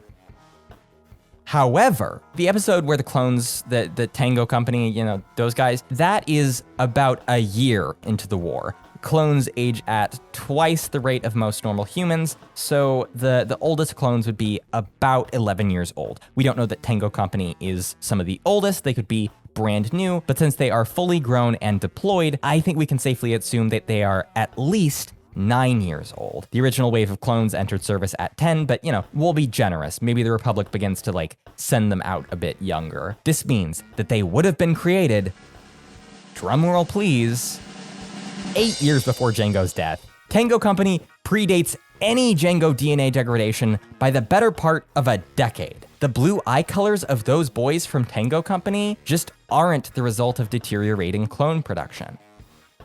When I was researching old descriptions of Kaminoans, I found this line from a 2003 RPG book, Ultimate Alien Anthology, that I think is really important to bring up here. Although Kaminoans are all created from nearly identical genetic stock, there is still considerable variation. The cloning process does not create perfect adult duplicates, but rather children who fall into a given set of genetic parameters. This isn't canon. This isn't some perfect ace in the hole, but doesn't it make sense? Why are some of the EU Kaminoans made with traits that are considered genetically inferior? Well, for one, the upper class benefits from it, but for two, they potentially can't prevent it from happening at all. Why are some clones phenotypically different from others? Because the growth process doesn't create exact copies. Just like the Kaminoans, clone troopers exist within certain featural parameters. Sure, they're pretty narrow parameters, they do all share a likeness, but eye color is just one of the most visible differences. How many other subtle dissimilitudes lie beneath the surface? And what does this mean for how we understand what the clones are? Lucky for us, nature does provide a case study. Human beings who share a natural appearance but still differ in significant ways. That's right, Francis Galton can eat his eugenicist heart out. Because we're gonna talk about twins. I say twins, but in this conversation, we're actually concerned with identical, monozygotic twins, as opposed to fraternal or dizygotic twins. Galton didn't make the distinction between the two, but it is important. When fraternal twins are conceived, it's the result of two different sperm cells fertilizing two different eggs, creating two zygotes, dizygotic, which grow together at the same pace, developing in the womb together with different placentas. But these twins only share about 50% of their DNA, the same amount as any non-twin siblings spawned by the same parents. They can differ in all of the many ways non-twin siblings do. But monozygotic twins are where it gets fun. At their conception, a single egg is fertilized, and then you get a single zygote, monozygotic, and then this thing splits. To be really honest with you, I don't understand why. I read some writing about this. I do not understand it, but it does split. And two separate fetuses develop together with the same placenta, which is fucking crazy. They're made from the same stuff. They develop together, and thus, monozygotic twins are genetically identical. 100% of the other's DNA. They are exactly alike and don't have any differences from one another whatsoever. Just kidding. It is almost 100%. From McGill University, when scientists recently read the DNA of 381 twin pairs, they reported that, on average, so-called identical twin pairs differed by 5.2 mutations. This is tiny on the scale of 3 billion letters, but it is an average. 39 of these pairs actually differed by more than 100 mutations, while 38 pairs didn't differ at all at the level of their DNA. The way that DNA gets copied is inherently imperfect. When those imperfect copies are made and they aren't corrected, the mutated sequences compound again and again until they become something more noticeable. This happens. This is just part of it. But when it does it after the zygote splits, the two cell masses develop ever so slightly differently from one another. Mutations can also happen before splitting, but may affect only cells that compose one of the twins, or more of, the cells of one thing than the other, because you got this patch it's mostly over here, but there's like a little bit over here. You get the idea. There's also epigenetics, the way in which environmental factors alter the function of genes. Epigenetic changes don't change DNA sequences, but they do alter the way your body reads them. The comparison presented by McGill is two identically constructed factories, but each is run by different managerial teams. After 10 years, you better believe the way those places are run, and even the fucking building itself, are gonna have massive differences. This management team has been overthrown in favor of a workers' co-op, and this one made most of their money this year by turning the success of their business into a speculative asset. Aren't companies fun? It's the nature versus nurture cliche, which determines how a person is. Is it their genetics or external factors like environment or experience? The fact is, it's both, and each affects the other. The interplay between internal and external factors is incredibly complex, and this means that even the people most genetically similar to one another aren't the fucking same. Identical twins can have differences in height, hair crown, birthmarks. There can be variations in skin and hair color pigmentation. Take that, Filoni. And yeah, eye color. Some of these are more common than others. Fingerprints aren't identical at all for identical twins, whereas eye color only varies in about 2% of cases. But still, it's possible. It makes sense. From the study, Mechanisms for Differences in Monozygous Twins, even if one assumes a completely equal apportioning of genetic endowment when twinning occurs, the twin pair will only remain identical if post-zygotic genetic, post-zygotic epigenetic, and post-zygotic environmental factors affect each twin equally. It's complicated stuff. Again, I don't get the nitty-gritty. I barely get half of it, but I hope you can understand my point here. A lot of fans wave away stuff like the clones with the blue eyes. They say they're defects in the cloning process, and the Kaminoans might agree. As you know, there is no one way to make a clone. Sometimes our efforts are less than successful. But I think that's overly simplistic. There's a difference between defect and variance. Sometimes things just happen. Do we really have to assign qualitative value to it? Do we have to assign qualitative value to people and their traits? Sure, some things are more rare than others, but on whose authority do we determine that one is more preferable? Is it a defect or a result?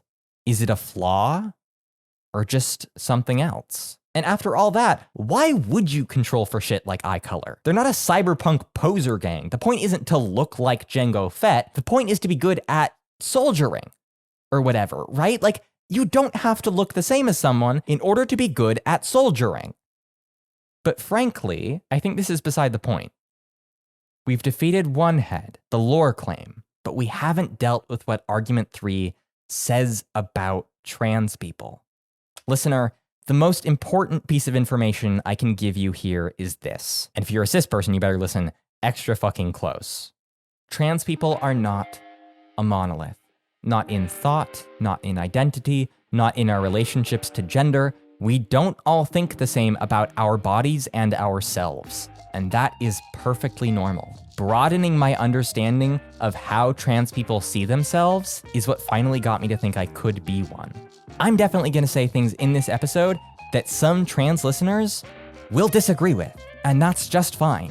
If that's you, please, let me know. I want people to see that lack of uniformity in action. If you're not mean about it, I'm gonna read it on the show. Anyway, because we're all different, we all have different understandings of what makes us trans. Truth is, there's no simple answer, but sometimes we have to provide simple answers, so cis people will listen to us about a very complicated experience that they will never have. And even sometimes they don't listen to us. Michael, I want to make this crystal fucking clear, because the actual flaw in Argument 3 is this. It assumes that transness operates in a very particular, narrow way. That for a person to be trans, there must be a thing in a person's very genetics, a way they are born that makes them trans. And I just don't think that's a complete formulation of what makes people like me the way we are. A very common way for humans to understand the world is essentialism. The idea that if a thing belongs to a category, if it's like a type of thing, then it must have a fundamental characteristic, some thingness exclusive to it and everything else with which it shares that category. Consider a chair. It's wooden, 4 legs, vertical spindles, there's like a seat back. An essentialist understanding of this chair would hold that there is some set of qualities, some chairness, as my 10th grade teacher, Mr. Simmons, called it, that relates it to all chairs and makes it distinct from all non-chairs. But hey, let's compare our wooden chair to a swanky gamer desk chair. It's got armrests, a head pillow. Actually, this thing's fully cushioned. I think that's leather, but the rest of it is made of metal and plastic. There's a 6-wheeled spinny base. Our wooden chair has less in common with this gamer chair than it has with like a 4-legged wooden table. You could attempt to define chairness, but you'll have to accommodate for chairs without legs, chairs without backs, and even chairs that are missing their seats. So you could make a narrower category. You could insist that the gamer chair doesn't count. A chair is something with a seat, a back, and 4 legs. And now that the gamer chair is not in the category, horses are. So, okay, I think we're in too deep. Categories like chair are useful, right? They make it easier to find what you need at IKEA. They make it easier to ask your friend for somewhere to sit while you get cuckolded. But that doesn't mean that there's an essence that defines them. It's kind of silly to suggest that there would be, but essentialist thinking is a cognitive bias that shapes the way that many of us see the world and see ourselves. The dominant understanding of sex in our society is an essentialist one. When you were a child, you were told a simple story, that sex at birth invariably falls into 2 definite categories, male and female. Men have maleness, a male essence, and are therefore masculine. And women have femaleness, a female essence, and are therefore feminine. This story is objectively false. Don't get me wrong, sex does seem pretty simple if you have only had to engage with it on a superficial level. It wasn't complicated when I had it with your mom last night. But once we're trying to actually understand the boundaries of sex, especially as a means by which to limit human acceptability, that's when we have to get into the weeds. Oh, I'm gonna be using some other sources here too, but in this section, I am directly aping the work of Julia Serrano. Again, she's back. She's a biologist, she's an activist, she's got a bunch of books that you should probably check out, as well as her blog. Shout out to the blog, actually. The blog was really helpful. Oh, and her very insightful video about biological sex that you should check out. Links in the sources place where the sources links go. Again, I'm copying most of my notes from her. I'm a person who talks about Star Wars on the internet. I never promised I wouldn't be a hack.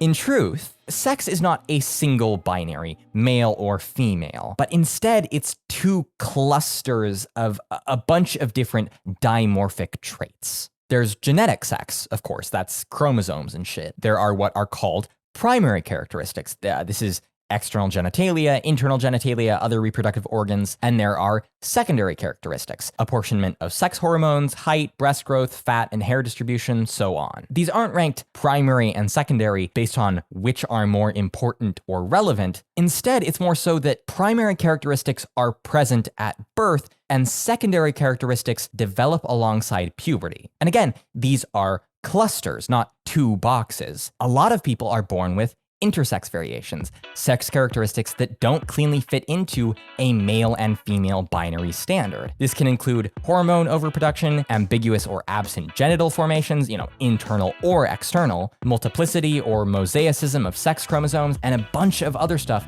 that is way more medically complex than I am qualified to attempt to describe. Some of these are identified at birth, and some are more subtle. Well over 1 out of every 100 people have atypical sex traits of this kind. Intersex conditions themselves aren't a third sex category, they are a wide multiplicity of variations. The reality of sex traits is that they are distributed onto something more like two bell curves on the same graph, with most people falling into one of two average outcomes, but with outliers that exist or overlap.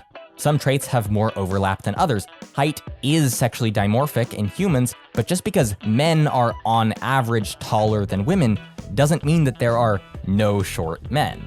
I'm sure that there's someone listening to this and thinking, you already mentioned sex chromosomes. Well, that's the binary. They hold the key to knowing a person's true biological sex. And that's just not, that's not correct. For one, again, there are people with atypical chromosomes. But for another, when you're sexed, it's not according to your chromosomes almost at all. When you're a baby, your sex is assigned according to external genitalia by a doctor. But as an adult, the teller calling you ma'am at the bank isn't seeing your genitals, at least I hope she isn't. She's attributing a sex to you based on secondary characteristics. This isn't incorrect. She's not working with incomplete information. She's reading what she sees in front of her the way we've all learned to do. At no point are these people checking your genes to know your real sex, quote unquote.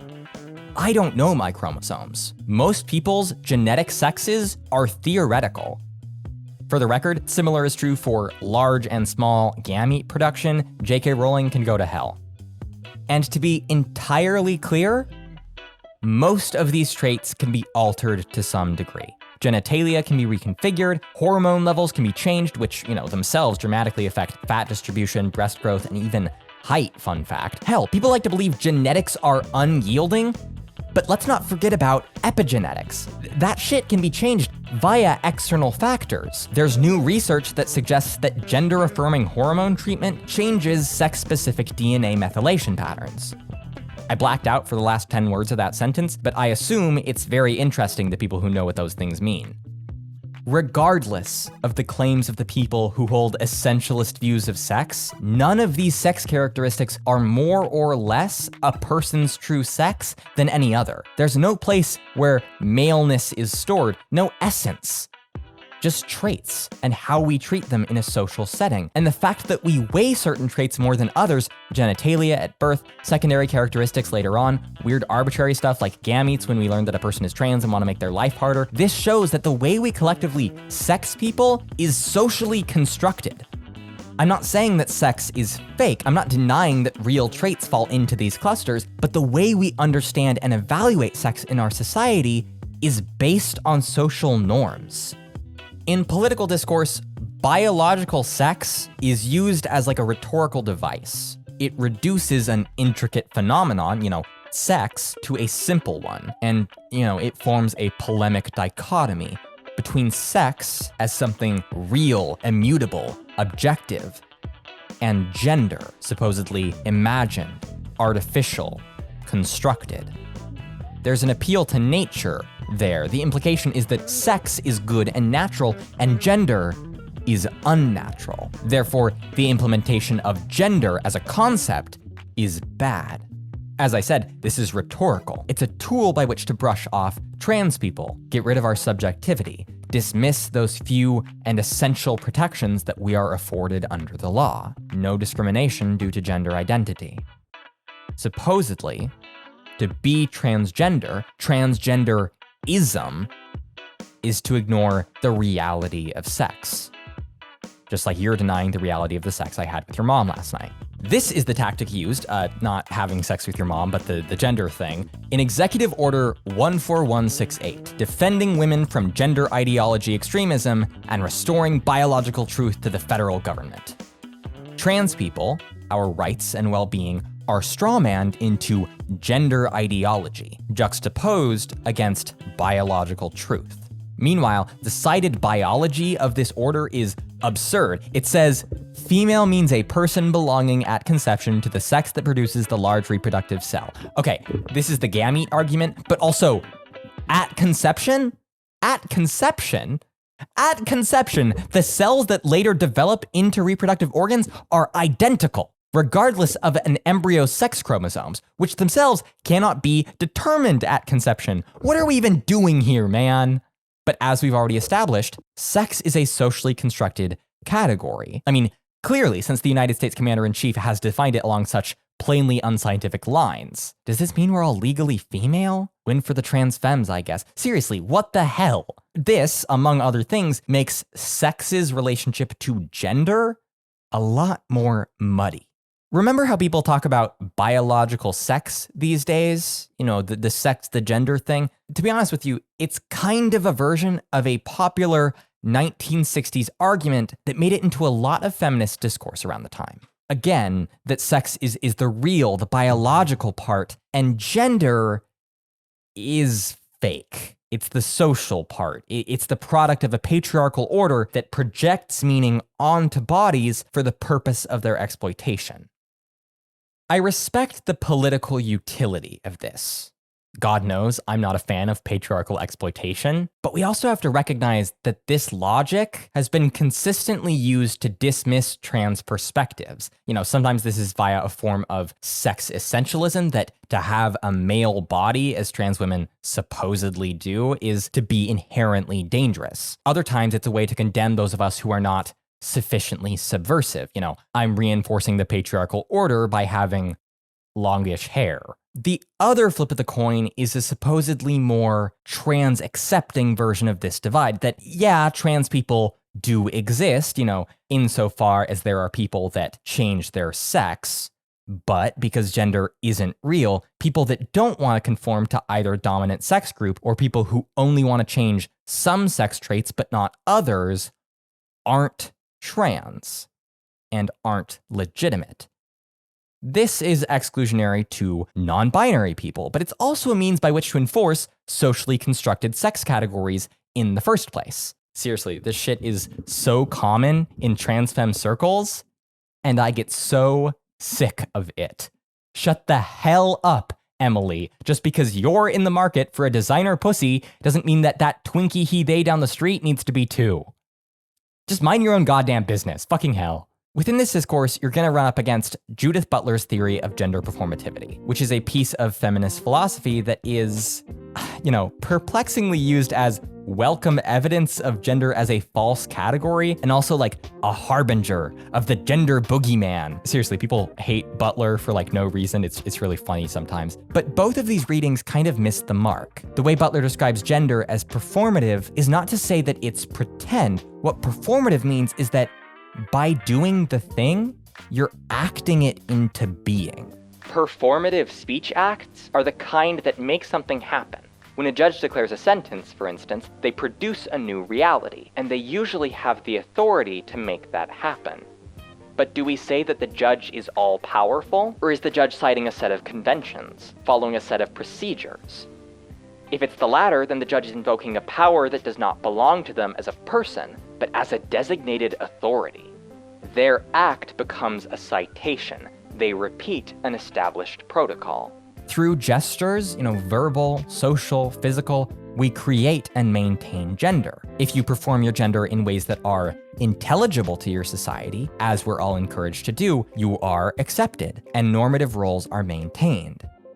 If your gendered performance is unintelligible, then you're discouraged from this via rejection or social pressure, out-and-out dismissal or abuse, and even ostracization. A gender performance that is unintelligible can be a lot of different things. Wearing an article of clothing that you're not supposed to, speaking in a certain tone, or referring to yourself in an unorthodox way. Being feminine is how you're expected to be a woman.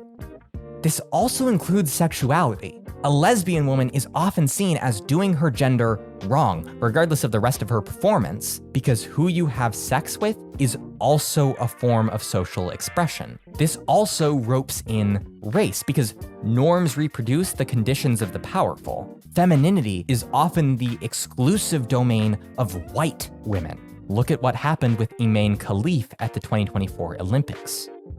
And yeah, it's also about the type of body you have. If you're a man and you have breasts, your gender is less coherent. If you're a woman with facial hair, if you're a man with a high voice, if you're a woman with wide shoulders, and oh shit, these are also sex characteristics. Sex and gender are both the way that society makes sense of physiological sex traits. There are ways you can maybe extrapolate the word gender into referring to abstracted meaning making, but the two are not separate.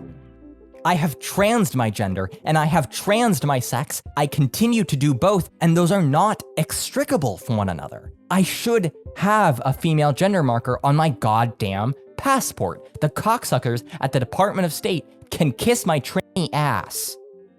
Oh yeah, Tech in the Bad Batch, he mentions Omega is a adolescent human female. I don't see that as conflicting with a potential transness. Sex categories are often used as stand-ins for gendered ones. Think of the way people use the term female characters to refer to women. Moreover, we don't know what source Tech was referencing when he says this. It could be her damn passport. Julia Serrano describes another sex trait with primary characteristics and secondary characteristics. There's what she calls subconscious sex. Now, do not get me wrong. This is not the same as a female or male essence stored somewhere in our psyche. Trans men aren't blue brains and pink bodies. We can handle a more complex view of the world than what we teach to 4-year-olds. But even without defaulting to essentialist cliches, I still think that some kind of gender identification, at least for a lot of us, must be inherent. I've already mentioned how, pretty often people are born with sex characteristics, including genital structures, that differ from the dimorphic norm. But what I haven't mentioned is that these types of intersex people have often seen their bodies, shall we say, corrected to fit those norms against their will. Intersex conditions are targeted as undesirable. They're worthy targets for removal from the gene pool. Remember, eugenic thought never actually left us. One of the most common ways to attempt to correct intersex people comes in the form of medically unnecessary surgeries soon after birth, conforming them for conformity's sake, which is a serious assault on a person's bodily integrity. From Human Rights Watch, surgery to remove gonads can amount to sterilization without the patient's consent, and then require lifelong hormone replacement therapy. Operations to alter the size or appearance of children's genitals risk incontinence, scarring, lack of sensation, and psychological trauma. The procedures are irreversible. Nerves that are severed cannot regrow, and scar tissue can limit options for future surgery. A child can be raised as either sex without surgery.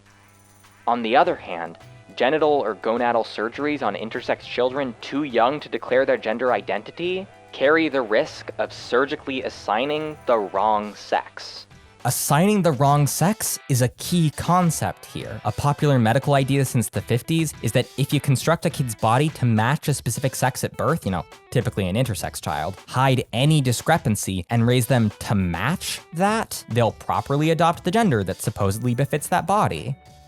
And this just doesn't seem to be the case. There are relevant accounts of individuals born genetically male who, due to intersex or other conditions, quoting from the abstract of a 2004 study, underwent neonatal assignment to female sex, socially, legally, and surgically. This is specifically referring to people born with cloacal exstrophy, which I have to add is medically a non-intersex condition, though the Intersex Society of North America does cite this study as a valuable step to understanding the ramifications of reassignment surgeries, so that's why we're talking about it. 8 of the 14 subjects assigned to female sex declared themselves male during the course of this study, whereas the 2 raised as males remained male. Routine neonatal assignment of genetic males to female sex because of severe phallic inadequacy can result in unpredictable sexual identification. Doesn't this echo that Susan Stryker quote? The movement across a socially imposed boundary away from an unchosen starting place? The deeply held conviction, the self-knowledge that oneself belongs to a different sex. Trans and intersex peoples are not the same, though we do share some overlap, especially the ways in which we are harmed by categoric sexual norms. But I think it'd be disrespectful to conflate the two. Intersex people deserve distinction and unique recognition. But I think our common experiences reveal something about gender identity and sex differences, I guess. Not that they're deterministic, not that having male genetics means you'll want to be a male, but that it is influenced by a person's biology. You remember earlier how I described the distribution of individual sex traits, that most people fall into one of 2 average outcomes? Serrano also argues this for the sex that one subconsciously identifies with. Most people identify with this one or that one. Some people identify with both or neither, and this may represent distributive overlap or outliers. And again, not all sex traits align for all individuals. A person can subconsciously understand themselves to be female, even if their other sex traits don't align with that. This is natural variation. It's just a way some people are. But this isn't the whole story. Maybe there are biological elements that suggest some of a person's predisposition to transness, but gender identity is not so easily explicable. It's a product of the intermingling influence of biology, socialization, culture, development et al. Are trans people born trans because they have whatever thing that makes them so? Some queer people feel very strongly about the idea that they're born this way. It makes sense of the deep-rooted feelings of desire and identity that we have. And it's a political tool. To be born a way in our culture is to say that it's a fundamental part of a person, that we can't be corrected with therapies or torture or rounded up and erased from existence. It says that the way we are isn't a threat, that it's limited to us. It's essential. But for a thing to be essential also suggests that it can't change. And, at least to me, change is what transness is kind of all about. Metamorphosis from the thing that was imposed upon you to the thing that you rightfully are.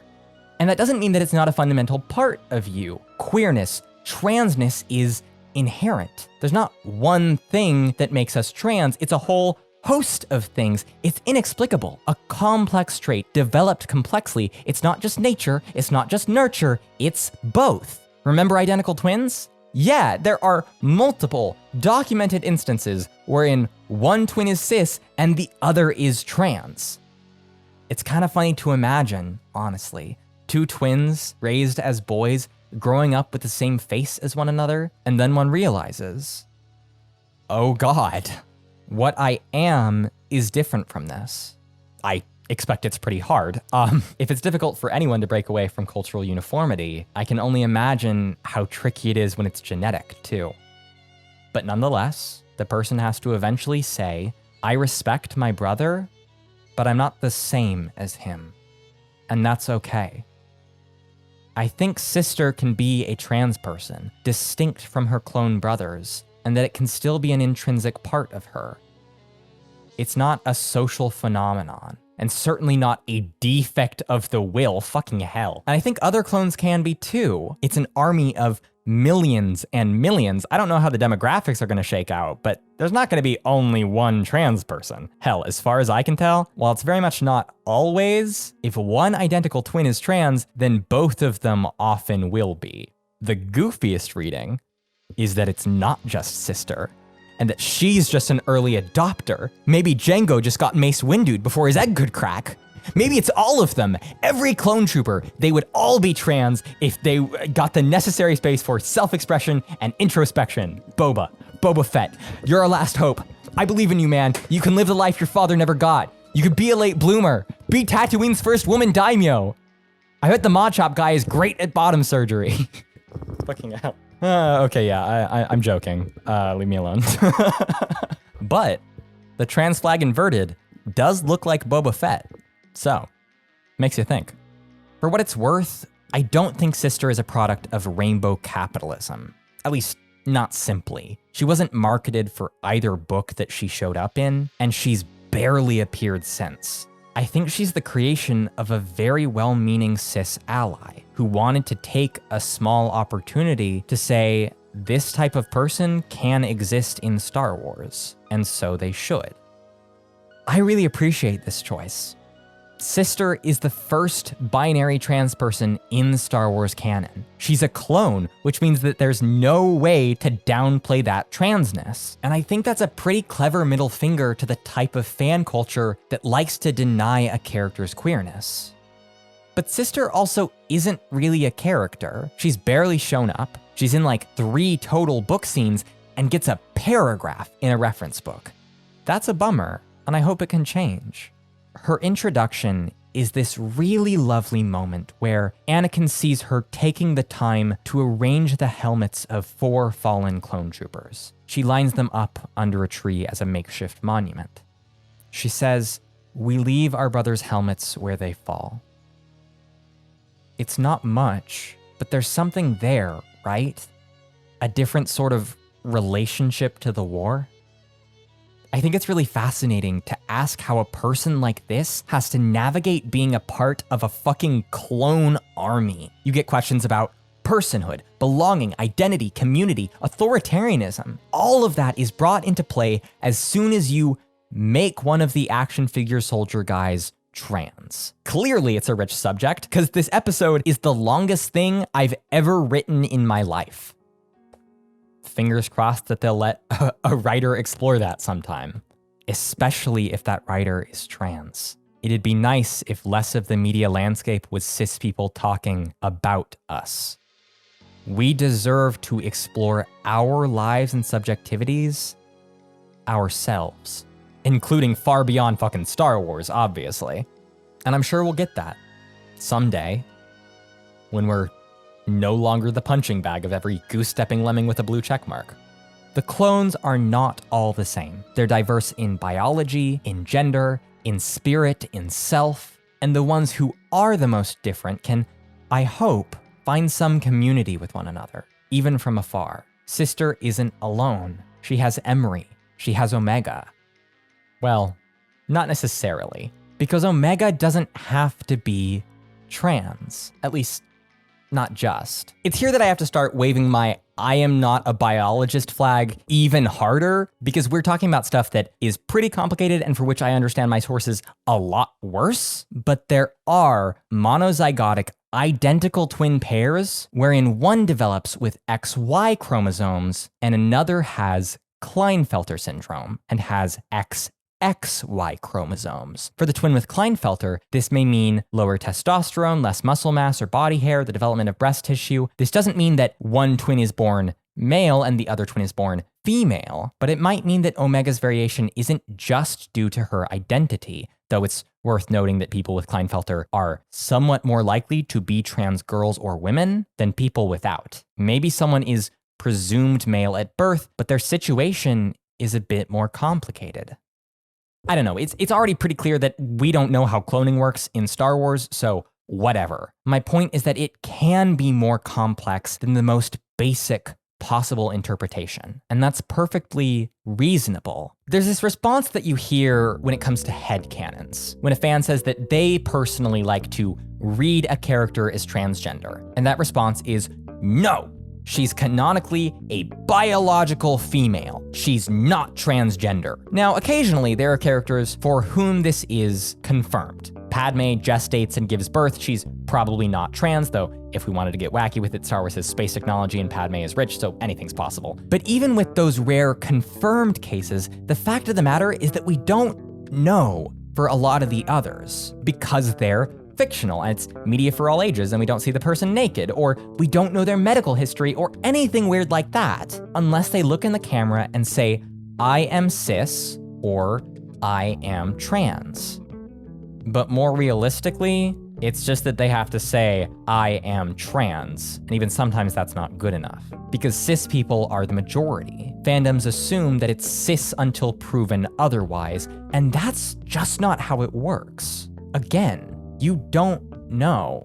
You cannot always tell a person's deal just by looking at them, especially if they're a cartoon. You can't say for sure. If someone says they see a character as trans, they're not wrong. If you don't share that reading, you can just say, I personally headcanon them as cis. But your assumption doesn't negate their legitimate understanding of the text.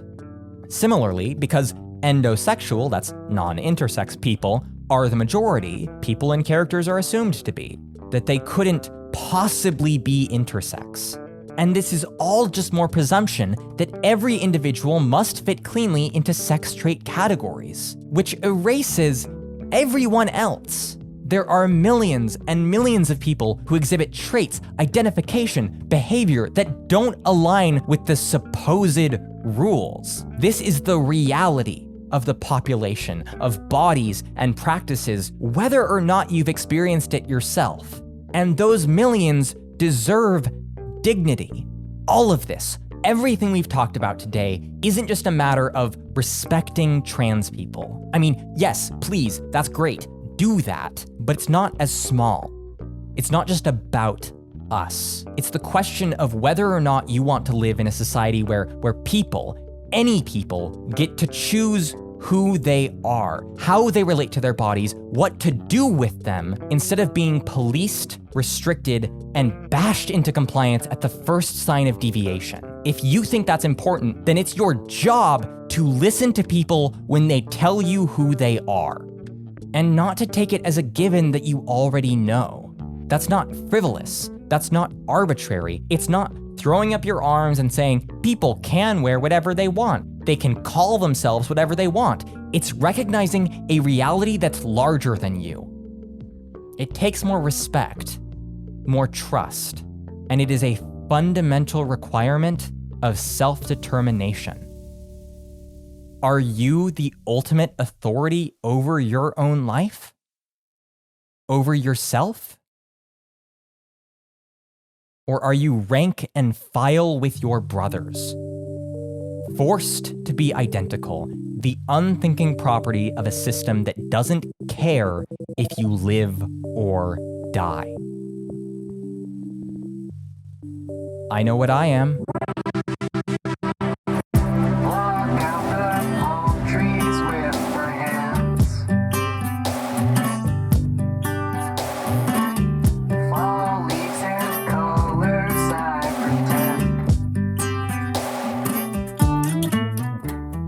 If you have any questions, suggestions, or corrections, you can send them to our show email, daughtersferrix@gmail.com. If you want to listen to new episodes as they release, you can find us on most places you can listen to podcasts. You can find sources for this episode on our website, daughtersofferrix.com, and follow us on Twitter, Instagram, and TikTok @FerrixPod, FERRIXPOD. Thank you to our comrades Joel Miranda and Emrys Nereus for making this episode possible. If you want to support the show, visit patreon.com/daughtersofferrix.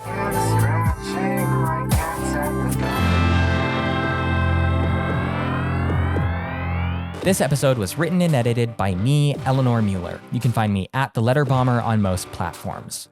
Our background music is by Louis Zong. Our intro was arranged by me with theme by Nicholas Bertel.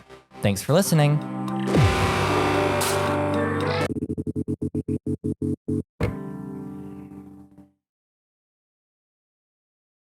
If you made it to the end of this episode, comment, why did you make it so long? Right, why did you make it so long? In the comments. Chat, kill me. God, all the political stuff going on is so bad. Like, it is exhausting to talk about. At least it's probably not going to go on that much longer. Hang on, I gotta check something. 4 years?